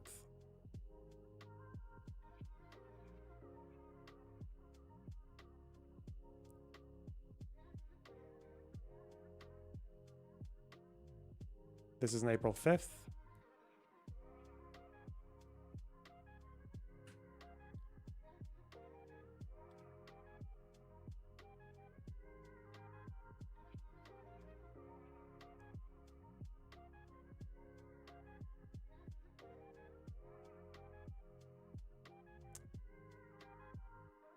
Four men, no women, no children.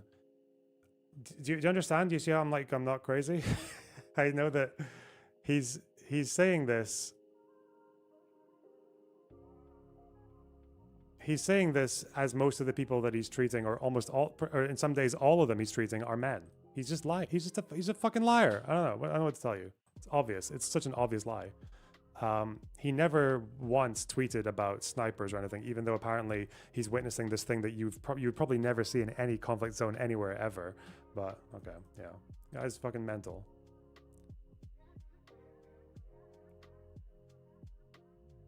And he's the one who started that open letter. Daily, bro.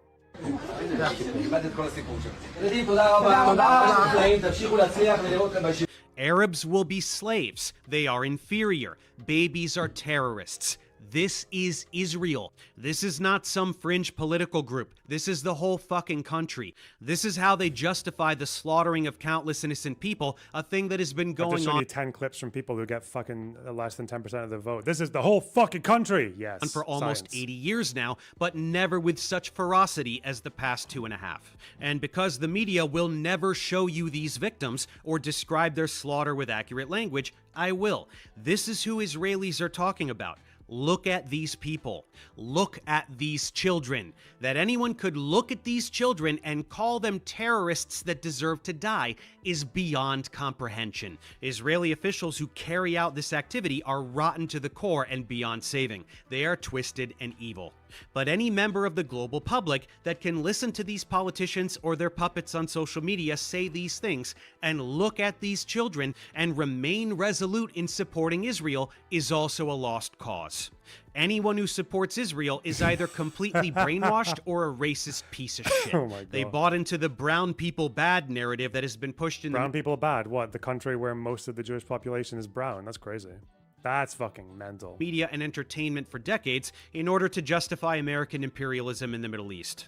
They fell for precisely the same dehumanizing rhetoric that led to the Holocaust. If you support Israel, you are a Nazi. There is no meaningful distinction between support for Israel today and support for Nazi Germany in the 1930s and 40s.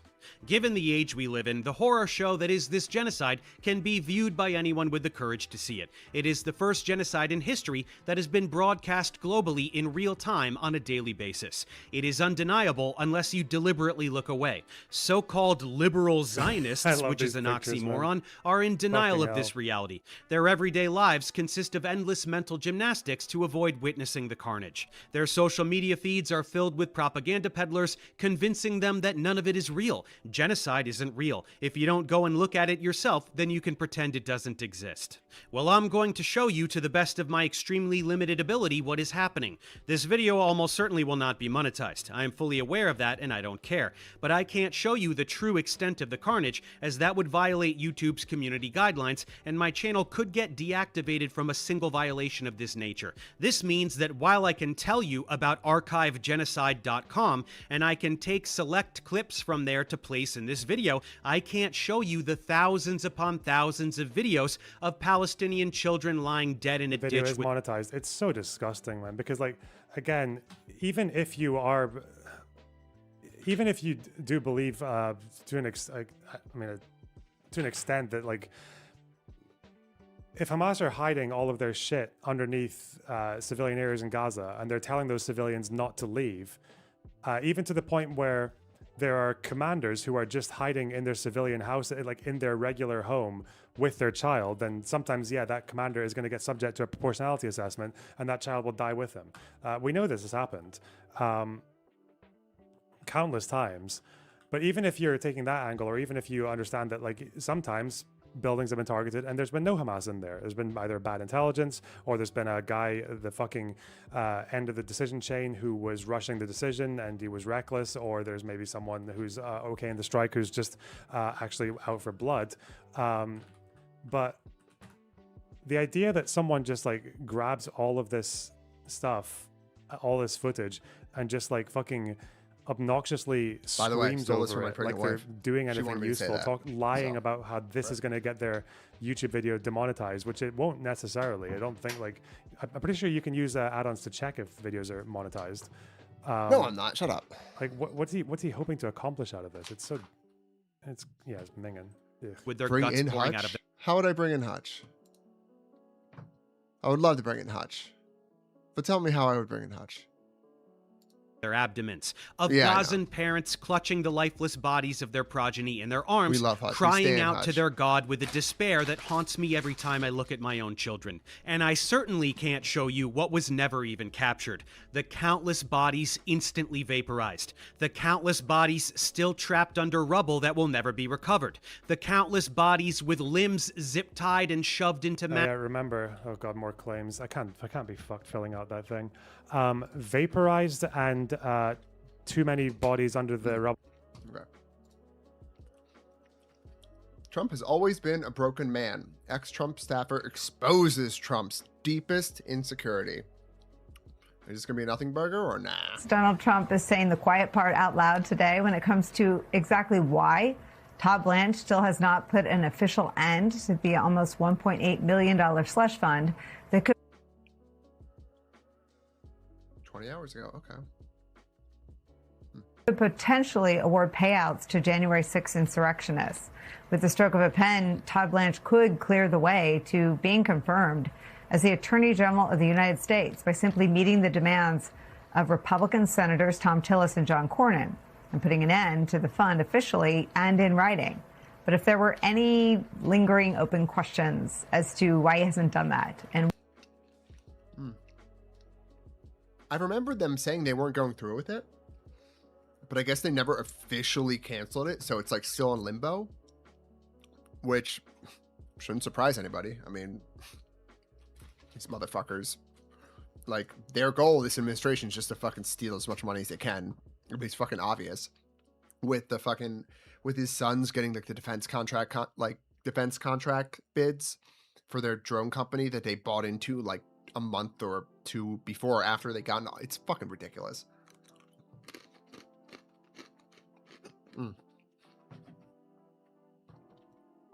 You just watched the Erudite versus Andrew Wilson wife debate, and it's worse than doing like 10 whip. It's that bad. I can't really watch anything with him. He's just too, it's just boring. Like, it's so pedantic. It's like, he's like Pisco in his like final form if Pisco went full evil. Like, that's how like caught up in just words and semantic and pedantry you get if you talk with Andrew Wilson. And it's just like not good faith. Yo, what's up, half hungry person? Are you new here? How you doing? where the resistance to doing that lies, Trump solved that mystery for us today. He made clear that keeping the fund alive is more important to him than getting his own completely sycophantic attorney general and former personal defense attorney confirmed by the United States Senate, writing this quote, John Cornyn never had a problem with the so-called fund, which will not benefit me, but rather the great American patriots who were hunted down like dogs and whose lives were unfairly and illegally destroyed until after I decided to endorse and support his Republican primary opponent in Texas. Yeah, the ones who like stormed, all those peaceful guys who stormed the Capitol? Yeah, of course. Perhaps there has never been a group of people treated so badly in our nation's history.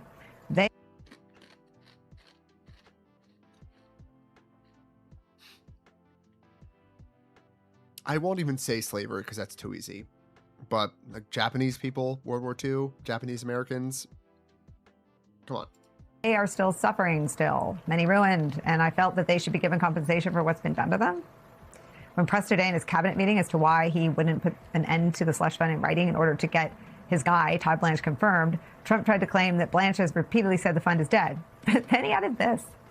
Well, it is dead, but, you know, I wish it weren't, to be honest with you. I think people were horribly treated, horribly abused. This has nothing to do with Todd. This was me. Horribly abused, and I'd like to see them compensated for the pain. I wasn't covered by that fund. I don't want to be covered by the fund. I probably... Who? Like, name somebody. Who was abused so much and was treated so poorly by the government that they should be compensated for this? Who? Tell me who. Because it's always like, for as much as fucking conservatives and MAGA, they fucking whine about them, they love using pronouns like they, them. It's just when they're talking about either like who is the good guy or who is the bad guy. It's never an actual person. Oh, it's their.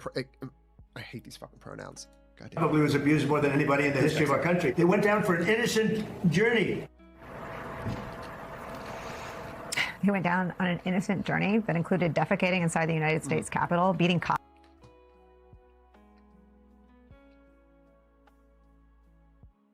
Oh, shit. Rip. All right. I got to go away for a second. Hold on. I'll be back. Actually, I'm just going to let this play for a minute, but rip. Cops to within inches and seconds of their lives, tasing cops, beating cops with flagpoles, ransacking the United States Capitol, obstructing an official proceeding, and threatening the life of Donald Trump's own Vice President, Mike Pence. Okay. But that digging in on defending the criminals who did those things and the blatant signaling that Trump wants this fund alive and kicking is what is blocking Blanche's promotion and keeping his confirmation at an impasse, despite Todd Blanche's best efforts to placate or perhaps spin, lie, obfuscate to the two Republican holdouts. Tillis, for his part, sort of shot back at Trump today, writing this, quote, "The president has made it clear today that the so-called anti-weaponization fund is still alive, which is exactly why we are attempting to formally end it. Anyone who attacked law enforcement should still be in prison, not getting a check from the federal government. It's a shame Blanche's confirmation that his hit a snag only because an incompetent personal advisor to the president refuses to amend the bogus settlement." Now, further evidence this afternoon that the fund is still alive and that Trump is that incompetent personal assistant. Trump's appealing the order by a judge earlier this month that found he acted in bad faith when it came to the larger settlement here, that IRS settlement that creates the slush fund, along with granting him and his kids broad tax immunity from past and future acts. Donald Trump putting his slush fund and his personal benefits above the confirmation of his attorney general nominee is where we start today with some of our favorite experts and friends. Former U.S. Attorney and former Deputy Assistant Attorney General Harry Litman's here. He's the host of the Talking Feds podcast. Also joining us, former Assistant Special Agent in Charge at the FBI and National Security and Intelligence Analyst for us, Michael Feinberg's back, and former Deputy White House Press Secretary during Donald Trump's first term, now spokesperson for the Home of the Brave campaign, Sarah Matthews is here. Sarah, I have been quoting you, I hope your ears have been burning every day this week, for being the person who said in your January 6th testimony that Donald Trump, you heard him say, "I can't believe I lost to this effing guy." I've quoted it in the context of Jay Clayton not being able to utter the word WON1 when it comes to Joe Biden in 2020. But it reminds me of this this phony impasse. This isn't an impasse. Donald Trump refuses to put the confirmation of Todd Blanche ahead of a slush fund for the insurrectionists and broad immunity for himself from the IRS. Yeah, it's because he sees that the January 6th insurrectionists did nothing wrong. He actually likes that they were fighting for him. And just hearing him say that they're victims of government abuse, and then him going on to say that he actually has been treated the worst in the history of this country, it's not just historically inaccurate, it's downright offensive. Look, America has a long history of injustices. You look at things like the Trail of Tears, Japanese internment, slavery. I mean, the list goes on of things that we could look at where I'm pretty sure those Americans were treated a lot worse off. And I look at the treatment of the January 6 defendants specifically, and I think that they got the treatment they deserve because they were criminals. They defiled the Capitol. They brutally beat police officers. And so, you know what? Those are the real victims in this instance, where you look at the 140 police officers who were brutally beaten that day. But Donald Trump doesn't see it that way. And for a party that likes to claim that they back the blue in law enforcement, it's really annoying to see only Tillis and Cornyn being the ones sticking their necks out on this issue. So I will give them credit where credit's due. But shame on all of those other senators, particularly the ones who were in the Capitol that day, who aren't speaking up about this as well. Michael Feinberg, what does it do inside the department to have Donald Trump advocating for payouts for basically violent insurrectionists, in some instances, people convicted of seditious conspiracy? In any normal administration, in any normal time, there would be an immense... Sorry, fuck my life. I got a work call. So give me a minute. Sorry. Rip. Rising within the Department of Justice that Donald Trump was, and let's not mince words, financially rewarding crime. There's no other way to express what he's doing. But we're in an era where DOJ has lost large percentages. I've seen some statements up to a quarter of its entire workforce because people realized long before this that it was not going to be true to its principles and its leadership was not going to be true to their oath of office, and have already left. So I think you're going to have a lot of DOJ who is there trying to do the right thing, very much infuriated by this, but they've been infuriated for 18 months now. And the upper levels of DOJ, people like Blanche and the cronies he's put into place to carry out Trump's political errands, they're going to see nothing wrong with it. If they saw nothing wrong with it, they would have advised him against starting the fund.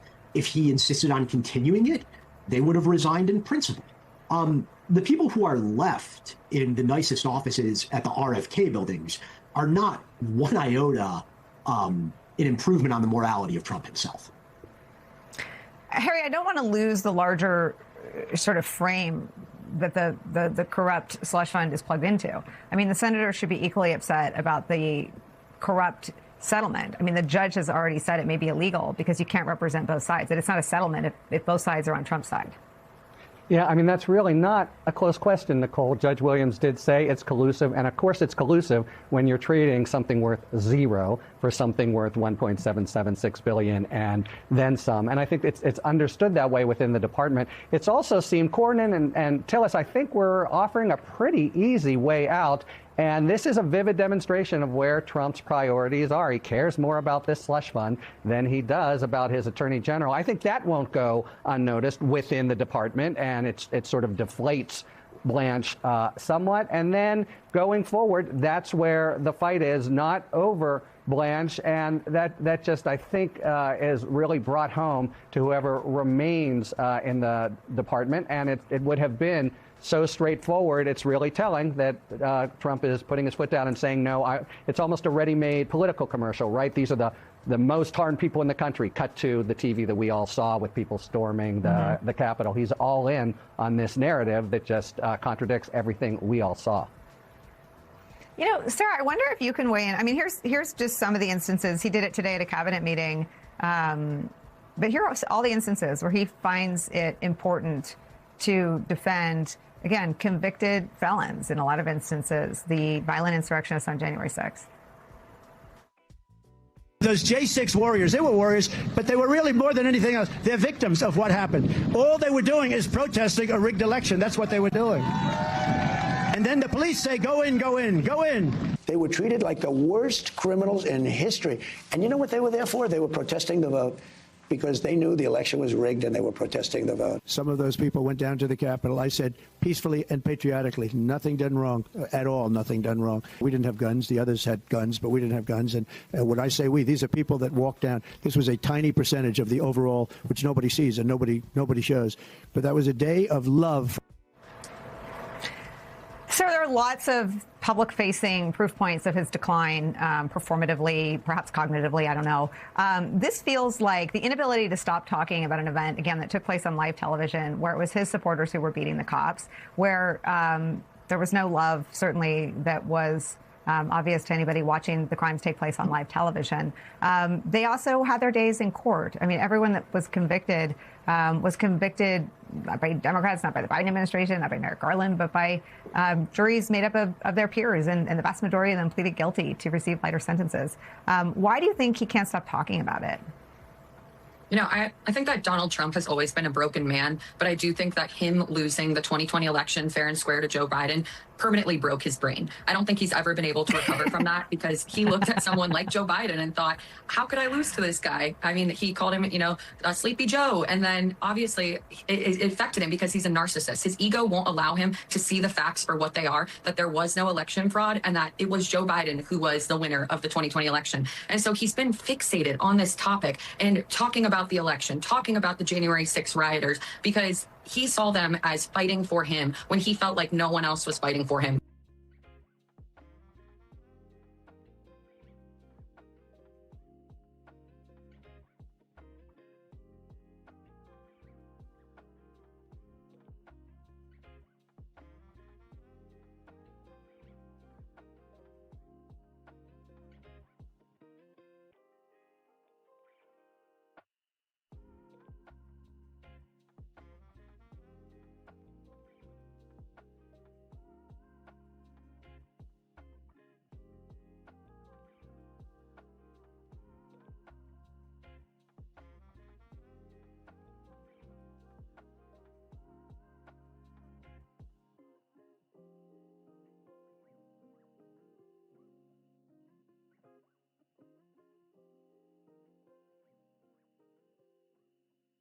Oh, wow. That was crazy, right, guys? What did we learn? What did we learn from that? Because I missed it.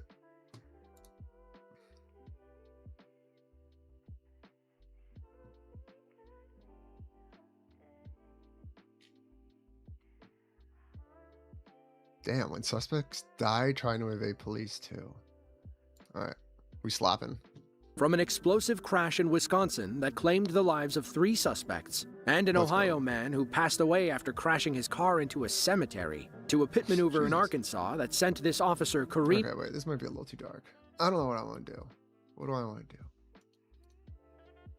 Sam Robinson. I asked U.S. Rep. Haley Stevens about her tweet accusing her opponent Abdul El-Sayed of, quote, blaming all of his problems on Jewish Americans, end quote. He brought in Hassan Piker, this talented streamer who has been very anti-Semitic, Stevens says. Based. Let's go, my queen. I don't really even care much about Syed, but what are you going to do? Why are conservatives randomly talking about COVID 7 years later and not how awesome the economy is and how great the war with Iran is going? True.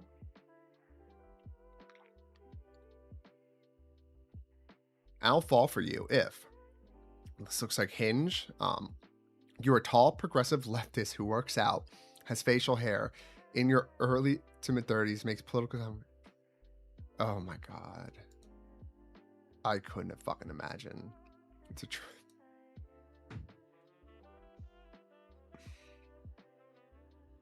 Listen, sweetheart, I'm sorry, but he'd call the police on you. I'm sorry. Hate to be the one to tell you, but good luck. Good luck, sweetheart.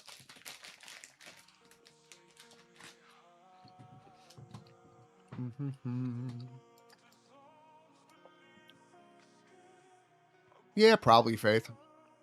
I feel like that's the fall of every society at the end of the day.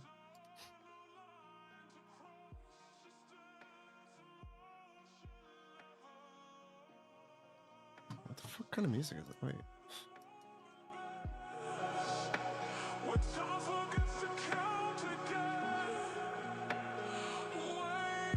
That's a little too much.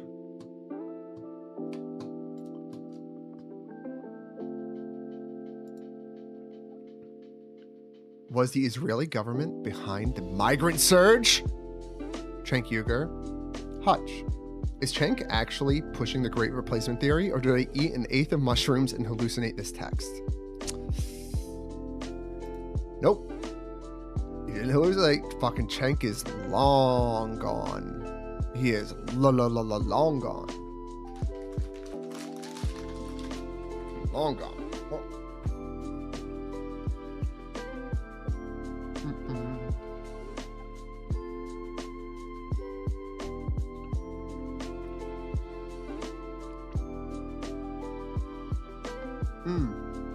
It's true, Faith, but did you see? I saw some, there were some old videos of Cenk that were brought up from his like early Young Turk days where he was like actually defending Israel in the way that a normal person would defend it now, being like, listen, it's the only place in the world where like it's a Jewish majority. Like he understood the other side of the argument back then. So it's in his brain. So it makes me feel like he's almost grifting, which is even worse. In which case, I just fully think he's anti-Semitic at this point. Yeah, Corum, exactly. Just an anti-Zionist. Into a semi-truck, and so much more. Here are more moments when suspects died trying to evade police. We will watch this probably, and then I'm going to log off for a little bit, get some shit done around the house, because it's Saturday and I fucking got shit to do. But I will be back on later tonight too. And I'll be able to stream longer later tonight because I got to take my Vyvanse later in the day. So, watched a little bit of this. We'll all take a break, and hopefully I'll see you all later tonight. But we'll still here for a while. Let's go. On July 24th of 2025, around 7:20 a.m., Indianapolis police officers were called to the 4800 block of North Ritter Avenue, where someone had just been shot. A woman was in rough shape and sadly passed away after being rushed to the hospital. Police believed the shooting stemmed from a domestic dispute between the victim, Nola McNary, and her husband, 76-year-old Walter McNary. I'm sorry. You're gonna kill your wife when you're fucking 76? Bro, you made it that far. Why? I don't get it. Who was seen fleeing in a black SUV. They later spotted the car not far from where the shooting took place. Officer Robinson of Indy PD took the lead on the chase, knowing it could easily be his last, and it almost was.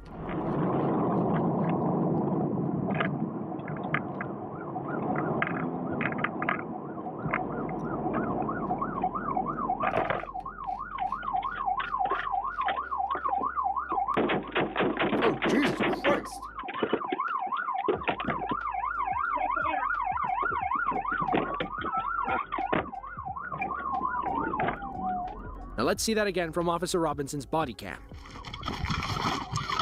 Okay.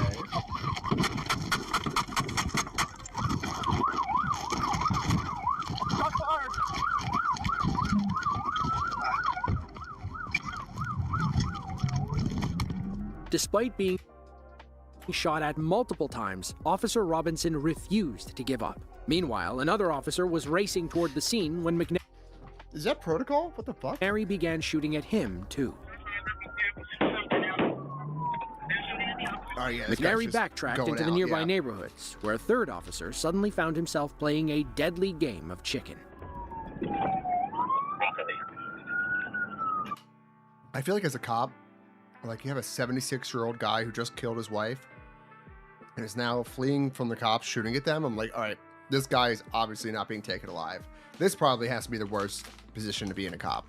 Like, other than like having to go into a building during a mass shooter, like, I don't know, like this must suck. Congress is coming right at me. You said Congress? Congress, we are 1400 blocks, he's coming right at me. 1400 blocks, East Congress.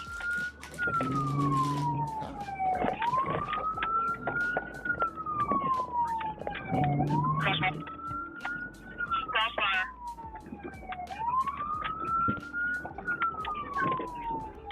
While all of this was happening, Officer Robinson was gearing up with his patrol rifle, ready to take McNary down once and for all.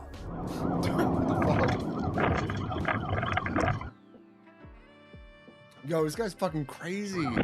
Okay. First he shoots from inside his car with his pistol. Now he got his fucking AR. All right.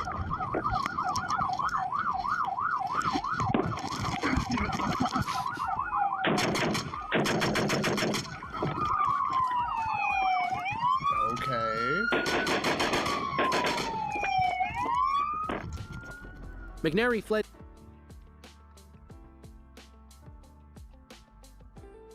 This is wild. Rate of fire for looks like a semi-regular residential-ish area. Jesus. The area, but the damage to his SUV was too much. He stopped in a neighborhood and fled behind a house where he was ready to engage in one final shootout. Oh, can I show this?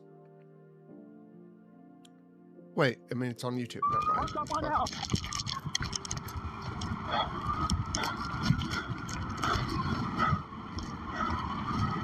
This guy's smart at least, getting behind the engine.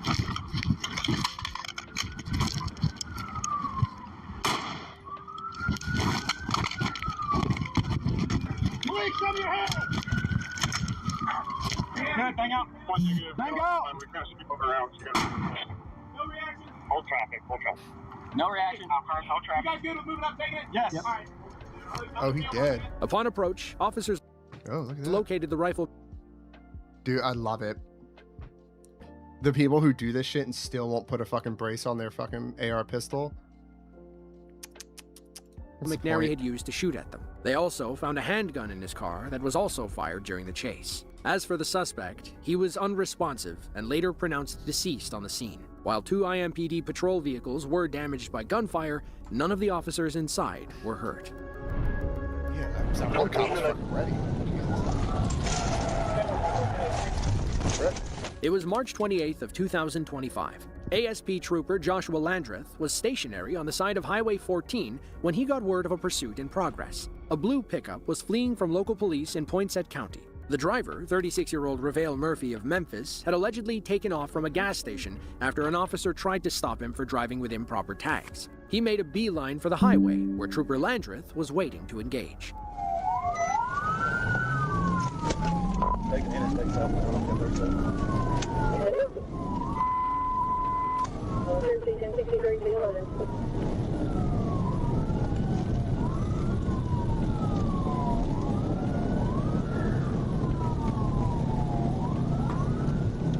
Dispatch.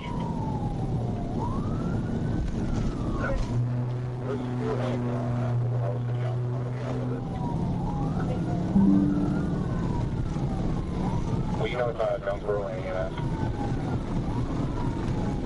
Will you give me updates on what's going on? I've already been up on it.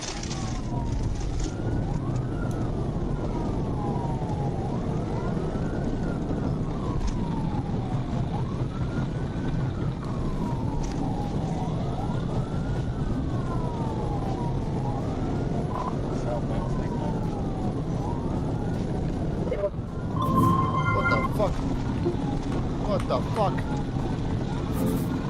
What the fuck?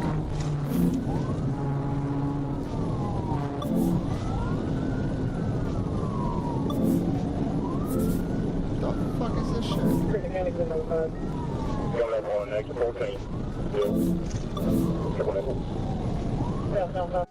What the fuck was that? I'm just trying to turn on my goddamn PlayStation remote.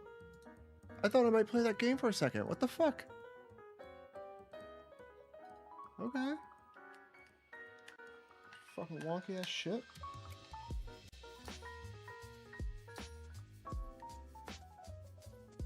Don't mind me. See if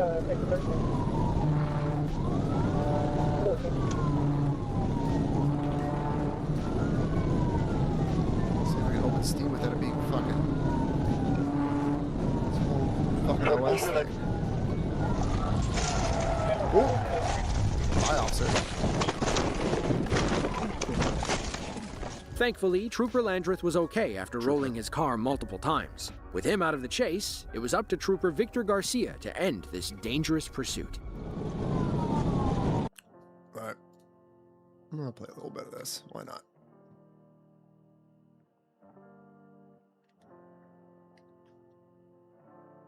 This game has built-in support for your DualShock controller being enabled.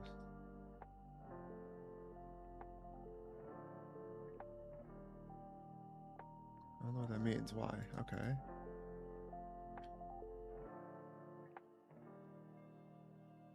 That's weird. Oh, thank you. Did you figure out how to chat on your screen while streaming? Yes, but I would have to... I'm thinking I'm going to use Stream Elements, but it looks like I have to like end my stream and do some stuff to fix that. So I'm going to be streaming later tonight as well. So hopefully by then I'll have it up. And hopefully like maybe like new subscriber notifications or something. I don't fucking know. So that'd be cool. What's up, Lorenz? How you doing, buddy?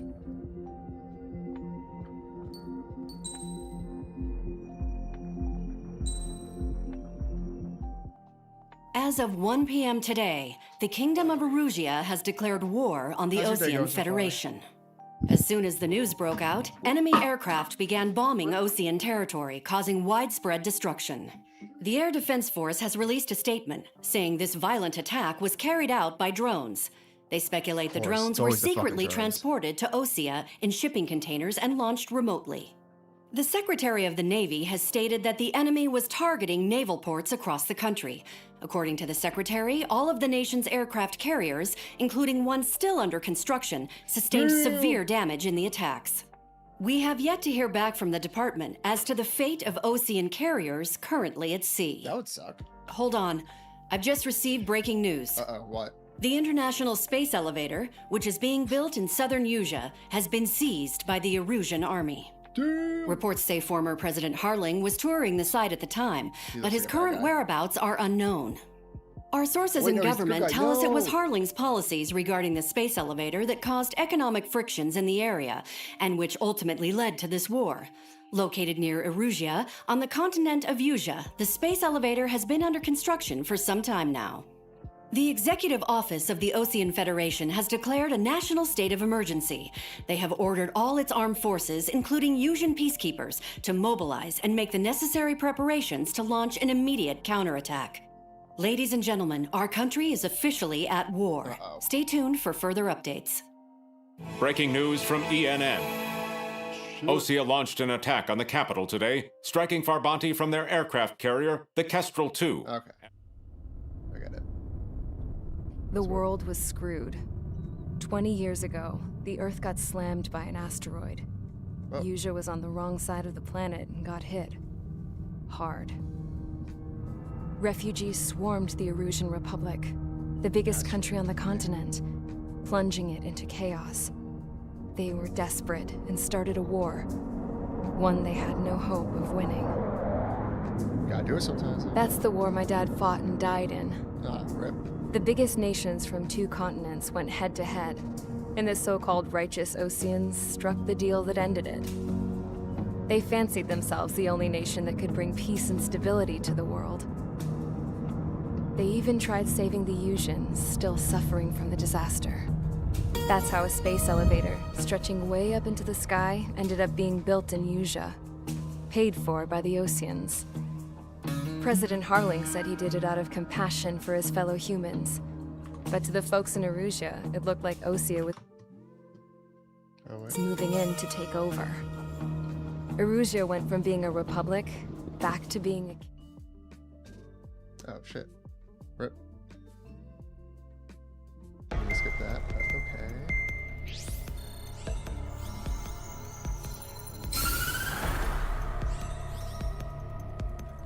Erusia has made a declaration to the Osean Federation and all countries on the Usian continent stationing the IUN peacekeeping force that we are now at war. Right after the declaration was made, surprise attacks began around the continent that have inflicted major damage to our armed forces. Forces aligned with Erusia are currently appearing throughout Usha. The combination of these forces has overwhelmed the majority of the continent, and they are now encroaching on us in the east. Additionally, the multinational space elevator has been seized by the Erusian military. Shit. After the previous war, the space elevator became both a symbol of peace and a valuable asset in the fight against growing energy concerns.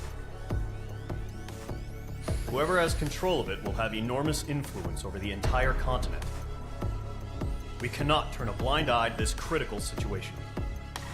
The Fort Gray's Air Base Squadron has been entered into the order of battle to reclaim the elevator as an advanced element. Let's fucking go. First, you will attack all hostiles coming in the east of Schofield Plateau to stop any interference with the Allied ground troops. Done. The enemy has deployed several vehicles equipped with anti-air radar along the roads. Shit, really? Okay. You are to destroy them. Done. They should not pose much of a threat. Yep, easy. However, there is a high likelihood that the attack will draw more enemy air support. I mean, really? I doubt it. If that happens, fight them off swiftly and establish air superiority. Easy.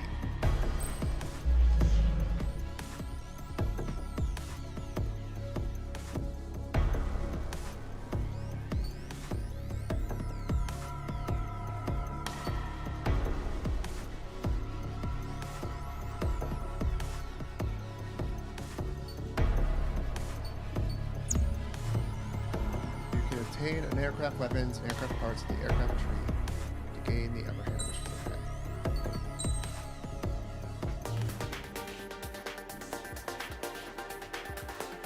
Okay. You receive them in campaign mode for each mission you complete and multiple. Okay, cool. The items of your aircraft tree are connected by lines. To unlock an item, usually if you unlock the item before it, okay. Prior to new aircraft, you automatically use this weapon with a tune to purchase. You can dispose of any aircraft weaponry. Okay. Okay.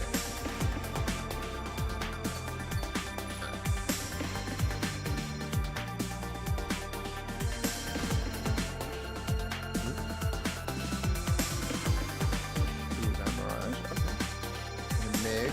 Okay.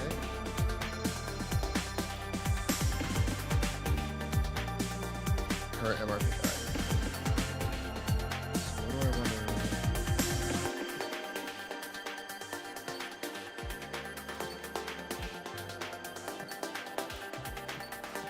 Okay, so I already have this.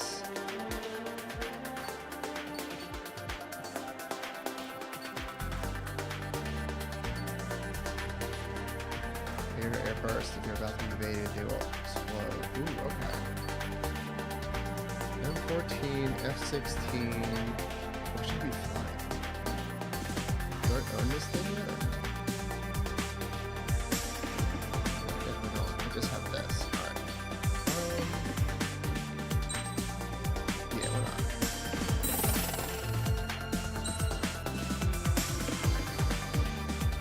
I'm buying these too. Why not? And can I buy this?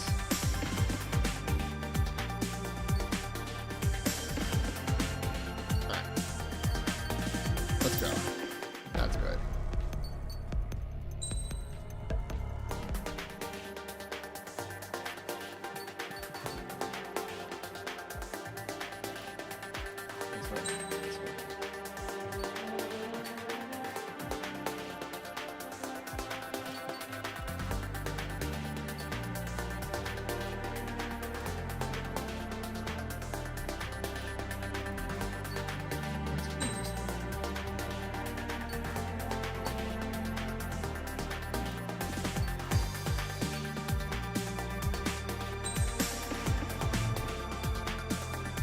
First off.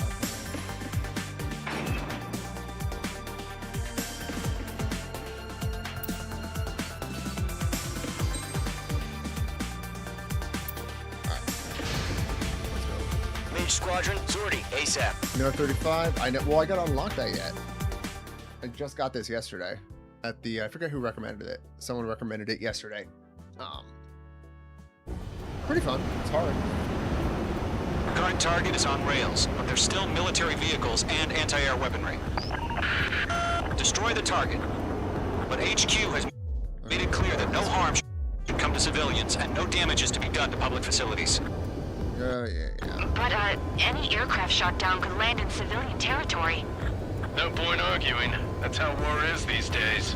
Yeah, it is. Alright. LB. Oh, okay. Cool. Oh, sorry.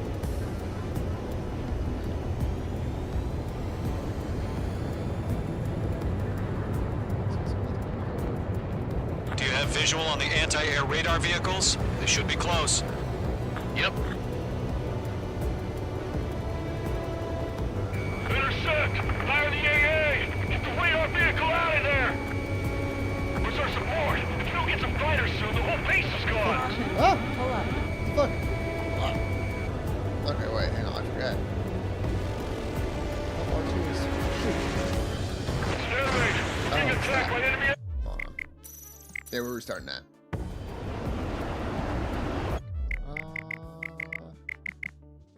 Flight option controls. Pitch control normal, blah, blah, blah. Give me, can you fucking tell me what they are?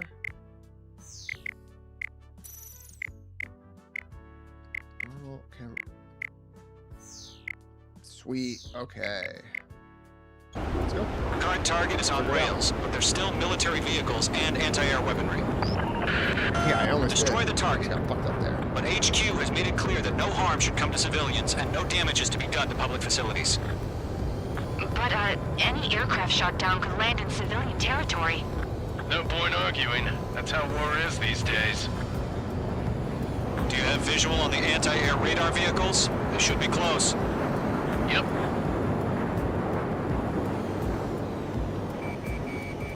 Lock broken by the clouds.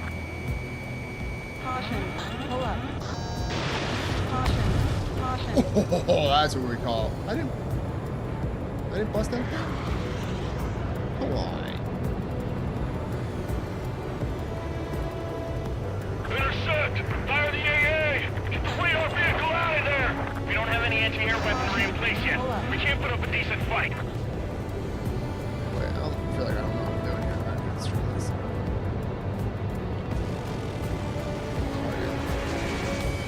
Stand being attacked by enemy aircraft! Caution! Hostile the radar containers now! Those weapons are meant for tactical flexibility. Caution. Pull up. It's popping off now, Trigger. The war has officially begun. Yeah, it has.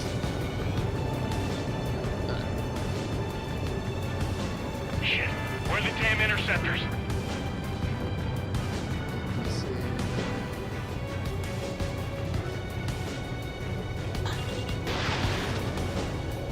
Caution. Pull up.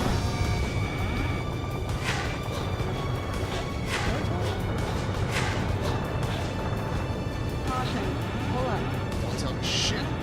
Oh, wait, oh, whoa. Alright, I'm good. I'm good.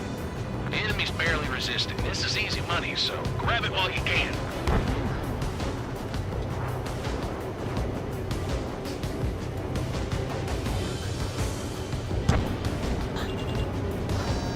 Caution.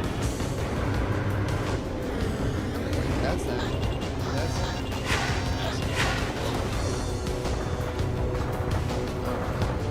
No, I think I'm good.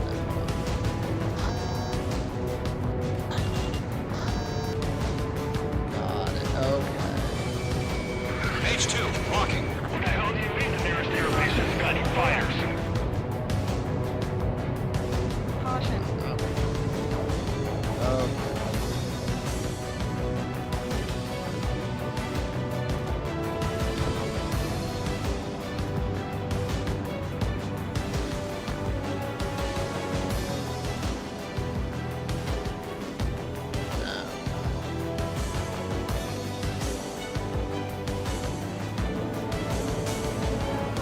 Dive on, let's go. The radar vehicles are under fire. Can we move them?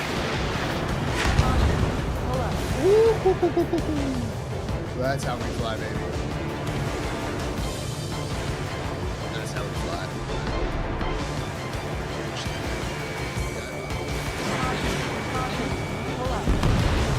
Target down. Nicely done. There we go. Okay, now we got it.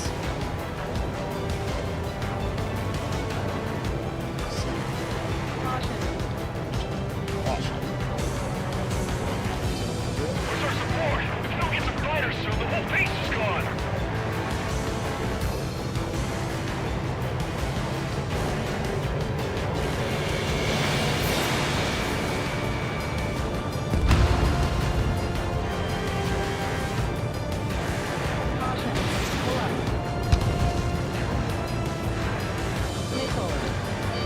Break! Missile incoming!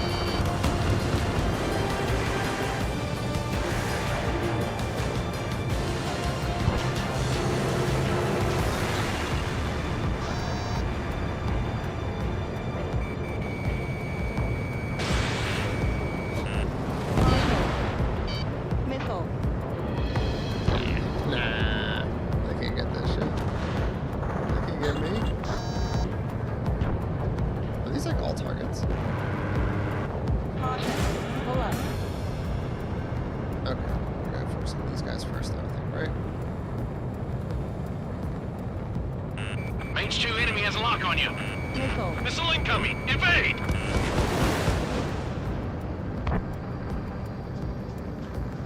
You know what? These bitches from the top.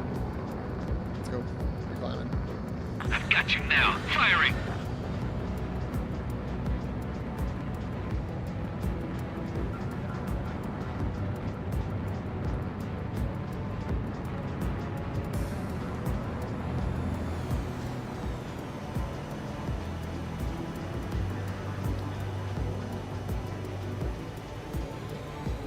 Come here, bitch.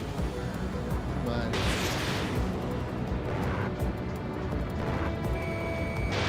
Fox 2. Fox 2. Range 2 splashed abandoned. Good work.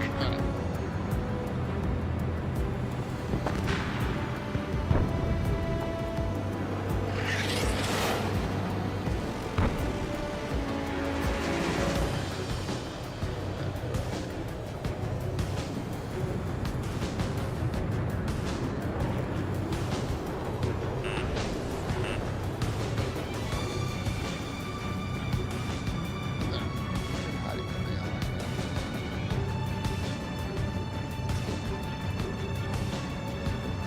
I'll find you.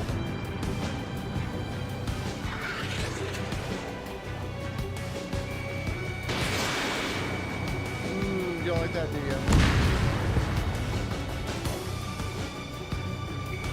Range 2 locked. Caution. Targeted range of guns. Pull up.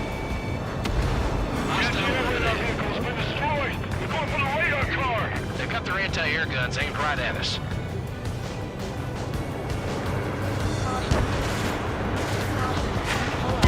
Oh, Range no. 2's crashed. Oh, shit. I took him out. Counts. Still fucking counts, okay? That's what sacrifice looks like. Alright, let's actually retry it from the beginning. Current target is on rails, but there's still military vehicles and anti-air weaponry. Destroy the target. But HQ has made it clear that no harm should come to civilians and no damage is to be done to public facilities. But, any aircraft shot down could land in civilian territory. Absorbed it. What's up, Raps? No point arguing. That's how war is these days. How's your Saturday going?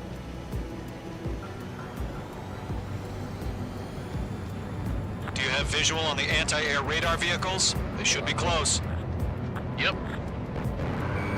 Locked. Fox 2. Mage 2. Vehicle destroyed. Fire the AA! Flee our vehicle out of there! It's popping off now, Trigger. War has officially begun. The enemy's barely resisting. This is easy money, so grab it while you can.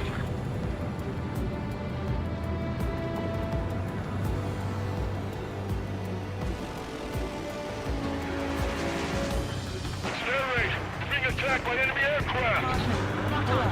We're using the containers now. Those weapons are meant for tactical flexibility.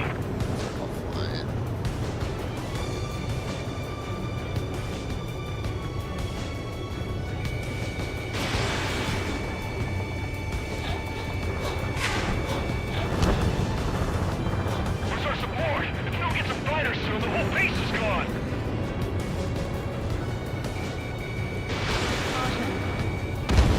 Target has been destroyed. Anti-air radar vehicle has been destroyed. Going for the radar car. They've got their anti-air guns aimed right at us.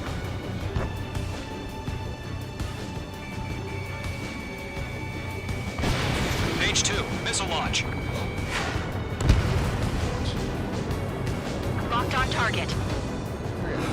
Search targets. That's away. The radar vehicles are under fire. Can we move them? Target destroyed. 5 to go. Get the fighters out there. Protect the radar vehicle.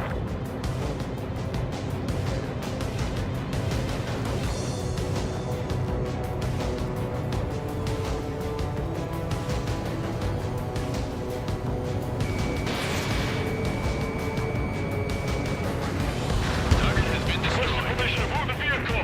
We can't wait any longer. We need interceptors now. Shit. Where are the damn interceptors? Missile. Caution. Pull up.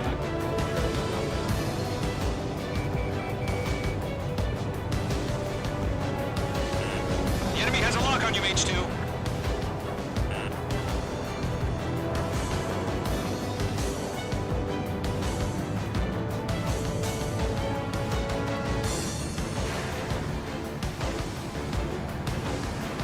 Where the hell do you mean the nearest airbase has got any fighters?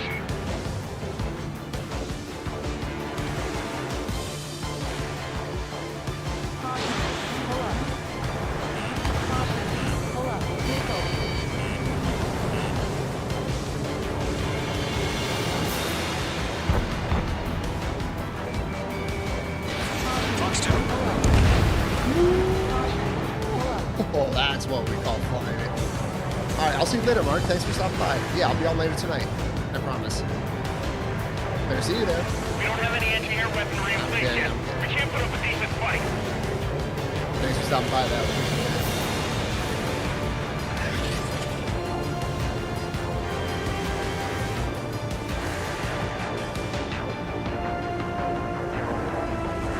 I'm iced up.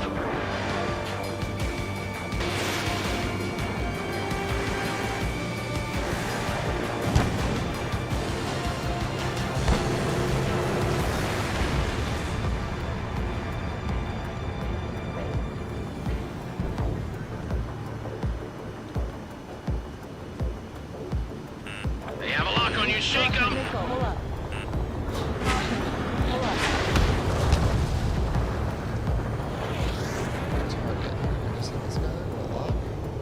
Caution. Pull up. Caution.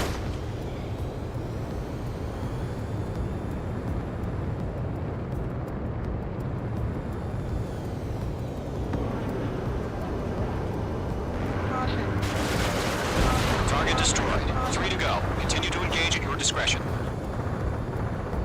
Enemy interceptors inbound. Prepare to engage in 30 seconds. Wilco, here they come. Take them down. Okay, recruits. Pay attention to who's on what side. The newest IFF is connected to our entire force via satellites. It's reliable, so trust your radars. Fire anti-air gun! Now! Oh, there it is. 80%. Missed.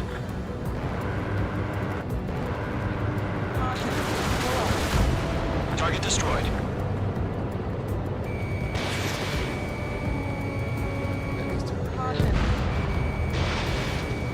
This one. 2 targets remaining. That radar was just about to go online. We pushed the plan forward too fast. The base was too far from Allied territory. Trigger, there's one more to go. The enemy has a lock on you, H2.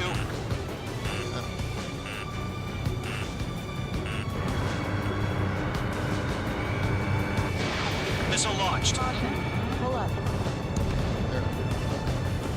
Hit 21. All right, finally. Targeting gun range. Breaking lock. Evading. We might stop. Aircraft is heavy. Stand in the flag. Where you guys going? Warning, enemy in your 6. Lockdown bandit. All aircraft. Residential area is below you. The clouds don't just affect your field of vision. They also mess with your HUD and radar. The Seekers can sometimes lose their lock-on to their targets, too. Missed. Page 2, walking. We aim over clear ground. School 3, you have to bail out now. Golem 1, enemy will crash in a residential area. You guys are working on it? Yeah, oh yeah, man. That's exactly. I'm only gonna be streaming for a little bit anyway, so I'm gonna finish this mission and be off anyway. I'll see you later, Cor. Breaking hostile lock.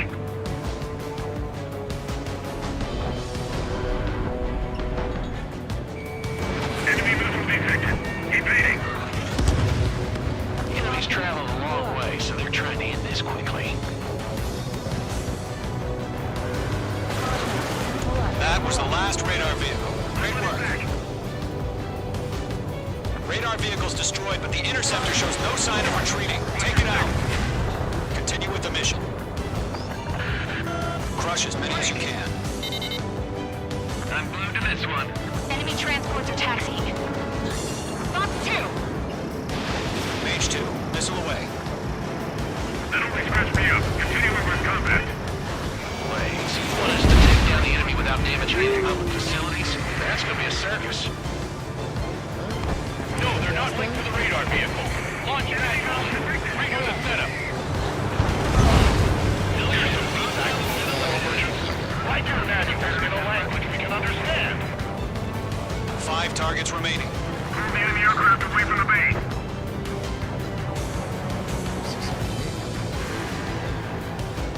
You're mine. I'll make it quick. Careful, the enemy has a lock. Mark 2.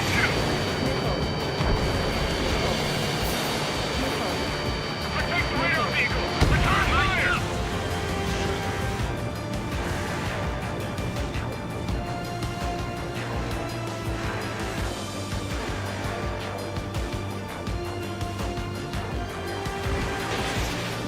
Locked. Missile. Evading. Pull up. I've got the numbers and the strike.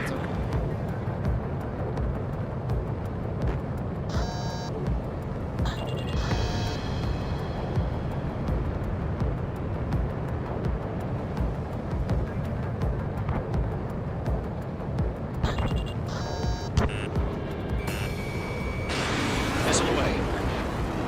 I'm iced up. Pull up.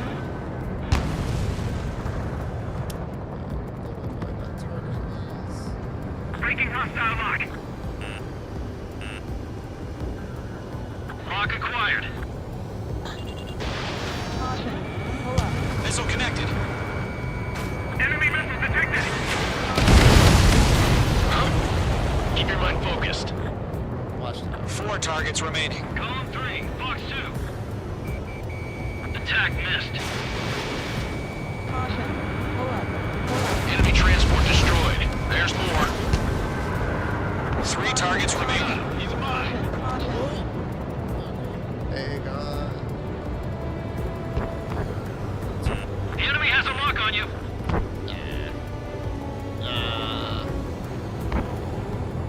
Launch preparations complete. Holds are free. Whenever you're ready. Stand clear, 15 meters. UAVs ready to launch. Away. Oh wait, what? Oh shit. Okay. Oh, quick. These drones.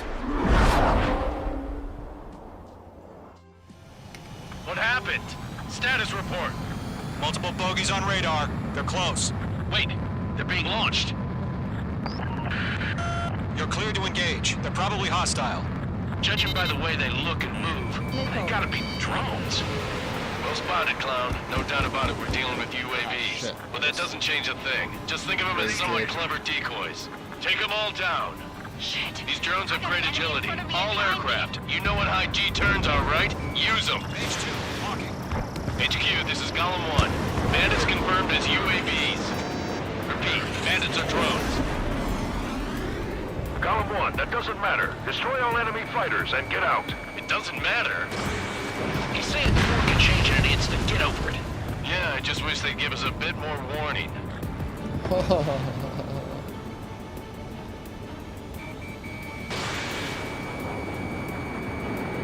He escaped into the clouds. Targeting gun range.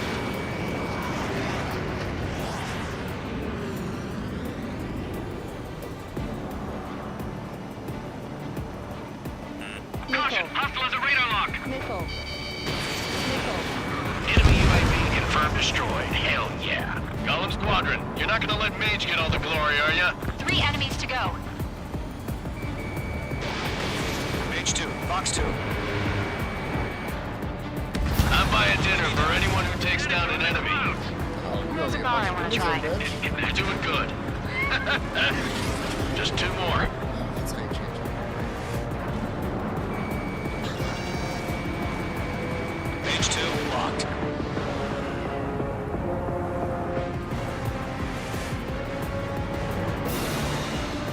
That's I'm iced up. Crap. The aircraft is icing up. I'm getting a warning. Get out of the clouds. The ice will melt.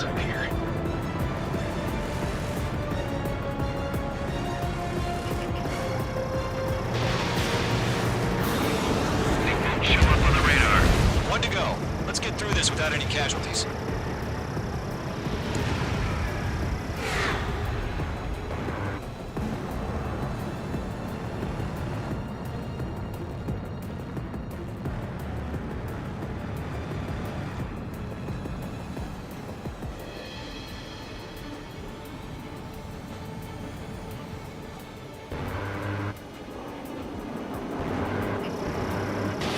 Fox 3. Fox 3. The clouds are screwing up the accuracy.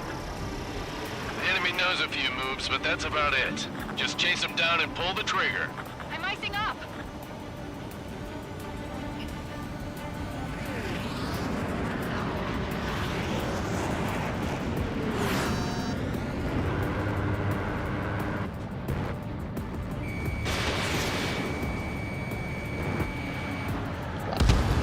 Nice kill, Trigger. Enemy aircraft confirmed down. The skies are clear. Nice work, everyone. Mission complete. RTB. Let's go. No casualties. We couldn't have done any better. Returning to base. I don't know. Maybe the bandits we took down caused civilian casualties. No point arguing. That's how war is these days. Hell yeah. You shoot, someone gets killed. Hell yeah. The guys in charge take care of the rest. Goddamn right. Fucking donor class. Guys, it's the donor class. Current target is on rails, but there's still military vehicles and anti-air.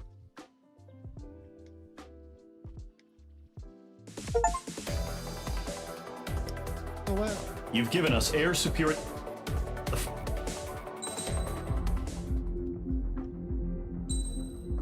Why not? We'll play one more.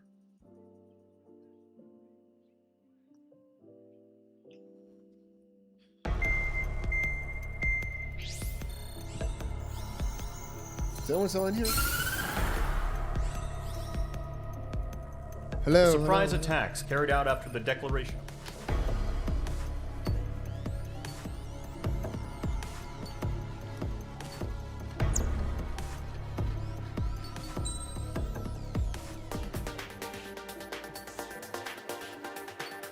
Number 14, after I arrive. Never first class. Alright, I want to wait.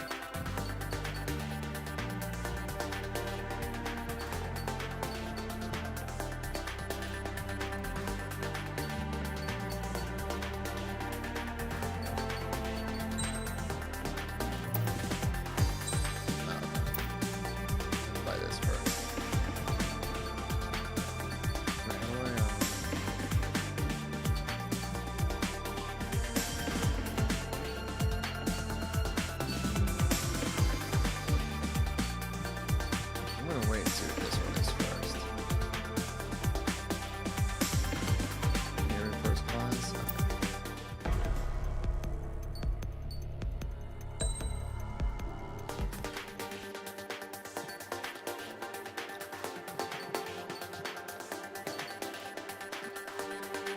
Fuck yeah.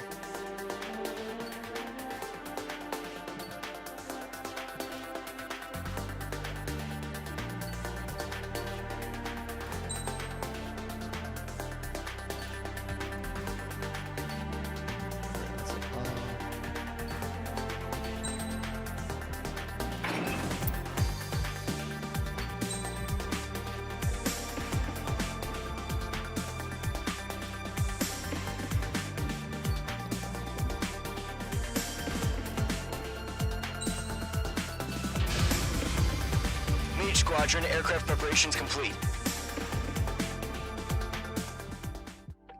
I don't know why it lets me pick all these fucking crazy ass planes, but. Refueling initiated. Maintain your current position. Mage Squadron, this is the situation. Gollum and the other basis squadrons already joined forces and are engaged. You guys will arrive right in the middle of the action. Mage Squadron, eliminate all bandits in the current airspace. We have the upper hand, but that doesn't mean we can ease up. Good luck. Mage 1, Wilco.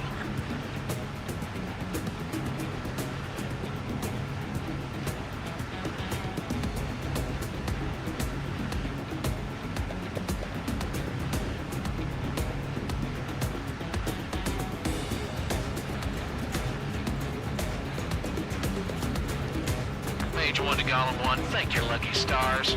Looking good, Mage Squadron. Keep up that pressure. Trigger time to show the other guys that we can wet wild and do dirty, dirty things. Once you hit one of them, stick to him like glue. Don't let him out of your sights, even in the clouds. And so, your first hunting season begins.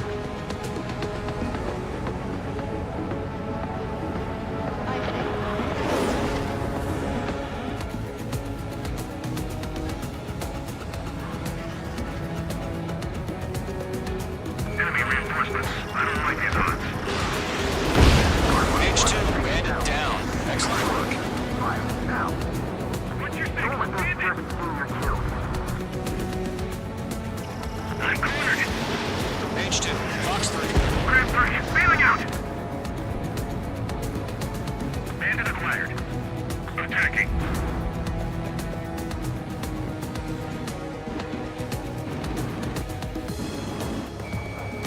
Missile, breaking. I'm hit. I've lost control. Careful, there's a real demon in there. If you can't evade a missile, use chaff and flares. Your fingers should still move, even if you're in an IG turn.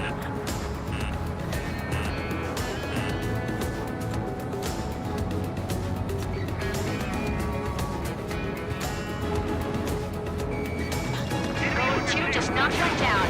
This right here is what we call a learning experience. Roger that.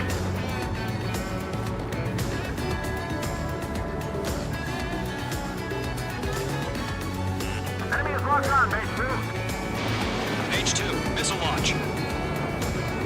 They got me. 3 remaining. Missile, evading.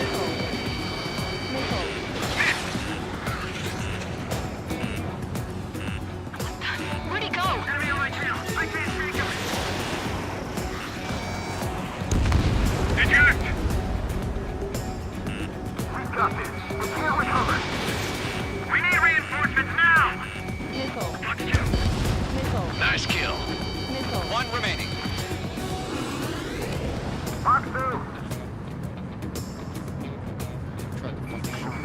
Mage 2, Flag is pulling out.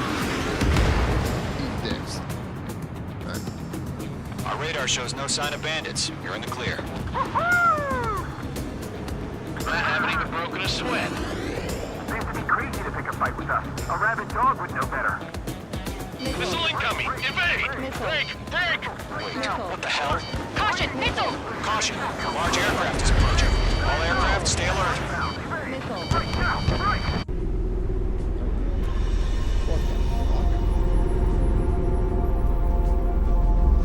Oh, okay. We got super drones in this game.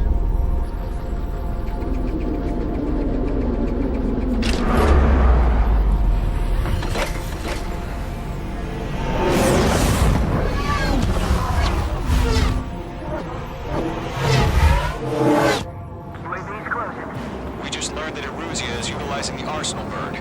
Those bastards. They had that thing combat ready this whole time. Enemy has a radar lock. We're just waiting for mission command. Break, now!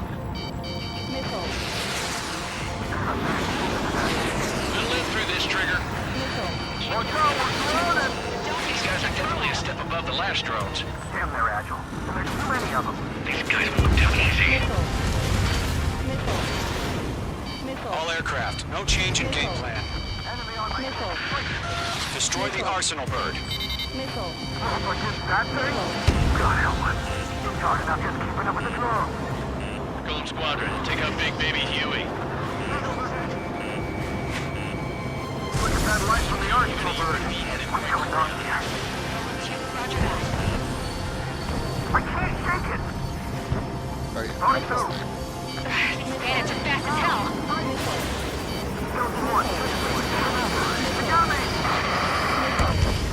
Damn. Skeleton 1 lost. Skeleton 2, take over command. Gargoyle Squadron, this is Gargoyle 1. Skeleton Squadron needs help. The hell are we supposed to do? Status? Verifying the situation. Split up. Find your own target. Column 2, missile, evade! Evading! This is Column 3, Column 2's hit! Status report. Shit, Column 2, do you copy? This is Golem 2. Instruments still appear to be functioning okay. Skeleton 3, straight! Missile! We lost another friendly! Skeleton 3's lost. We just keep coming. What's the plan? Where's that report?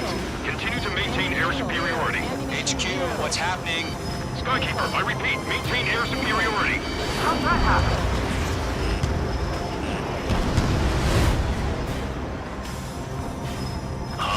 What the hell?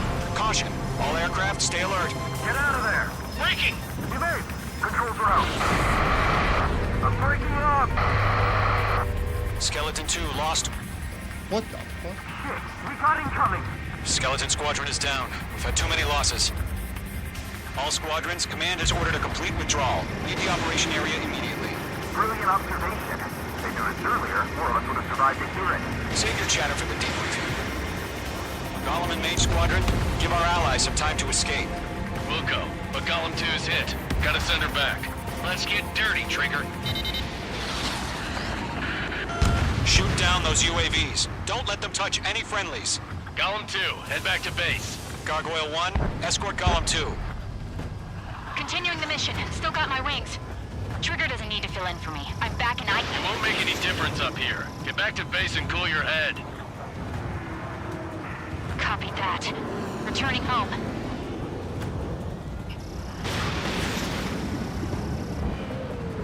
Yowza! Nice kill, Mage 2. Mage 2, locked. In gun range. That a boy, Mage 2. Just keep firing.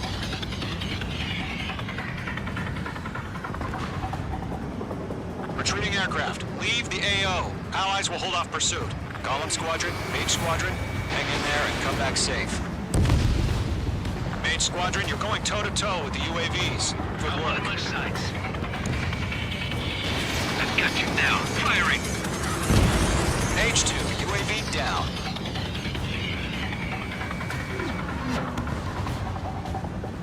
They're after me. That's it, baby. Come to Poppy. More UAVs spotted. Gargoyle Squadron, they might cut off your retreat. My status is fine. This is Gargoyle 1. Leading Operation Airspace with Golem 2. Retreating aircrafts, prepare for combat. It's a bogey. Gargoyle 1, Golem 2, engage now. Attack. One Vantage. SU-30. Gargoyle 1. Caution! Missile! He's fast. It's blinking. Skykeeper. Gargoyle 1 lost. What the hell? Golem 2, status report. Just talk to me. I'm against an SU-30. Orange wingtips. I can't shake it off. It's matching me move for move. Golem 2, stop dogfighting and run! Fox 2, it didn't connect. Breaking! I can't get him off! Going for the loner. Locked. Missile away. That's it, Trigger. They're machines. Don't show them any mercy. Golem and Maze Squadron, help us! Get those UAVs off of France. Not on my watch. Let Golem and Maze Squadron handle it. They'll pull through. Get your asses out.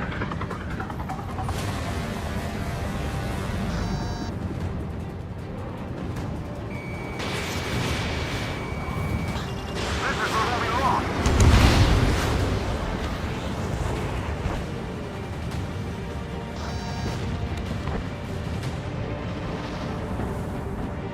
Does Maze Squadron still have their hotshot? Then we just might make it out. Don't look back, just have faith. Golem and Maze, we Don't get tired. We'll pay it. Mage 2, UAV down. Keep it up, buddy. Fort Gray's aircraft. We'll let you take it easy next time. Technique. I don't get it. Why isn't it opening fire? I'm scared. Hell of a good job, Mage 2. We want as many guys out here as possible. I'm grateful you're around. Golem 2, what's your status? Status report. He's a predator. The weak get eaten. Golem 2, get a hold of yourself. Golem 2, get away from the enemy. Mage 2, support! Somebody! Support!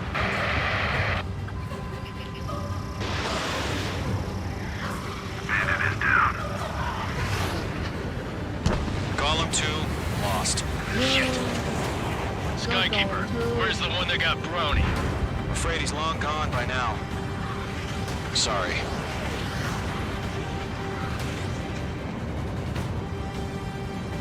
All UAVs have been splashed.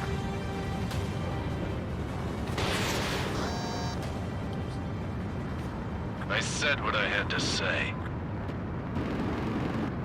About what? Not a girl who'd retreat. Just not in her DNA. That was the right decision at the time. No, I should have never let a fledgling like her out of my reach to begin with. Golem Squadron, Mage Squadron, withdraw. It's too easy with this. Alright, well, I don't think anyone's here, but I'll be back later tonight.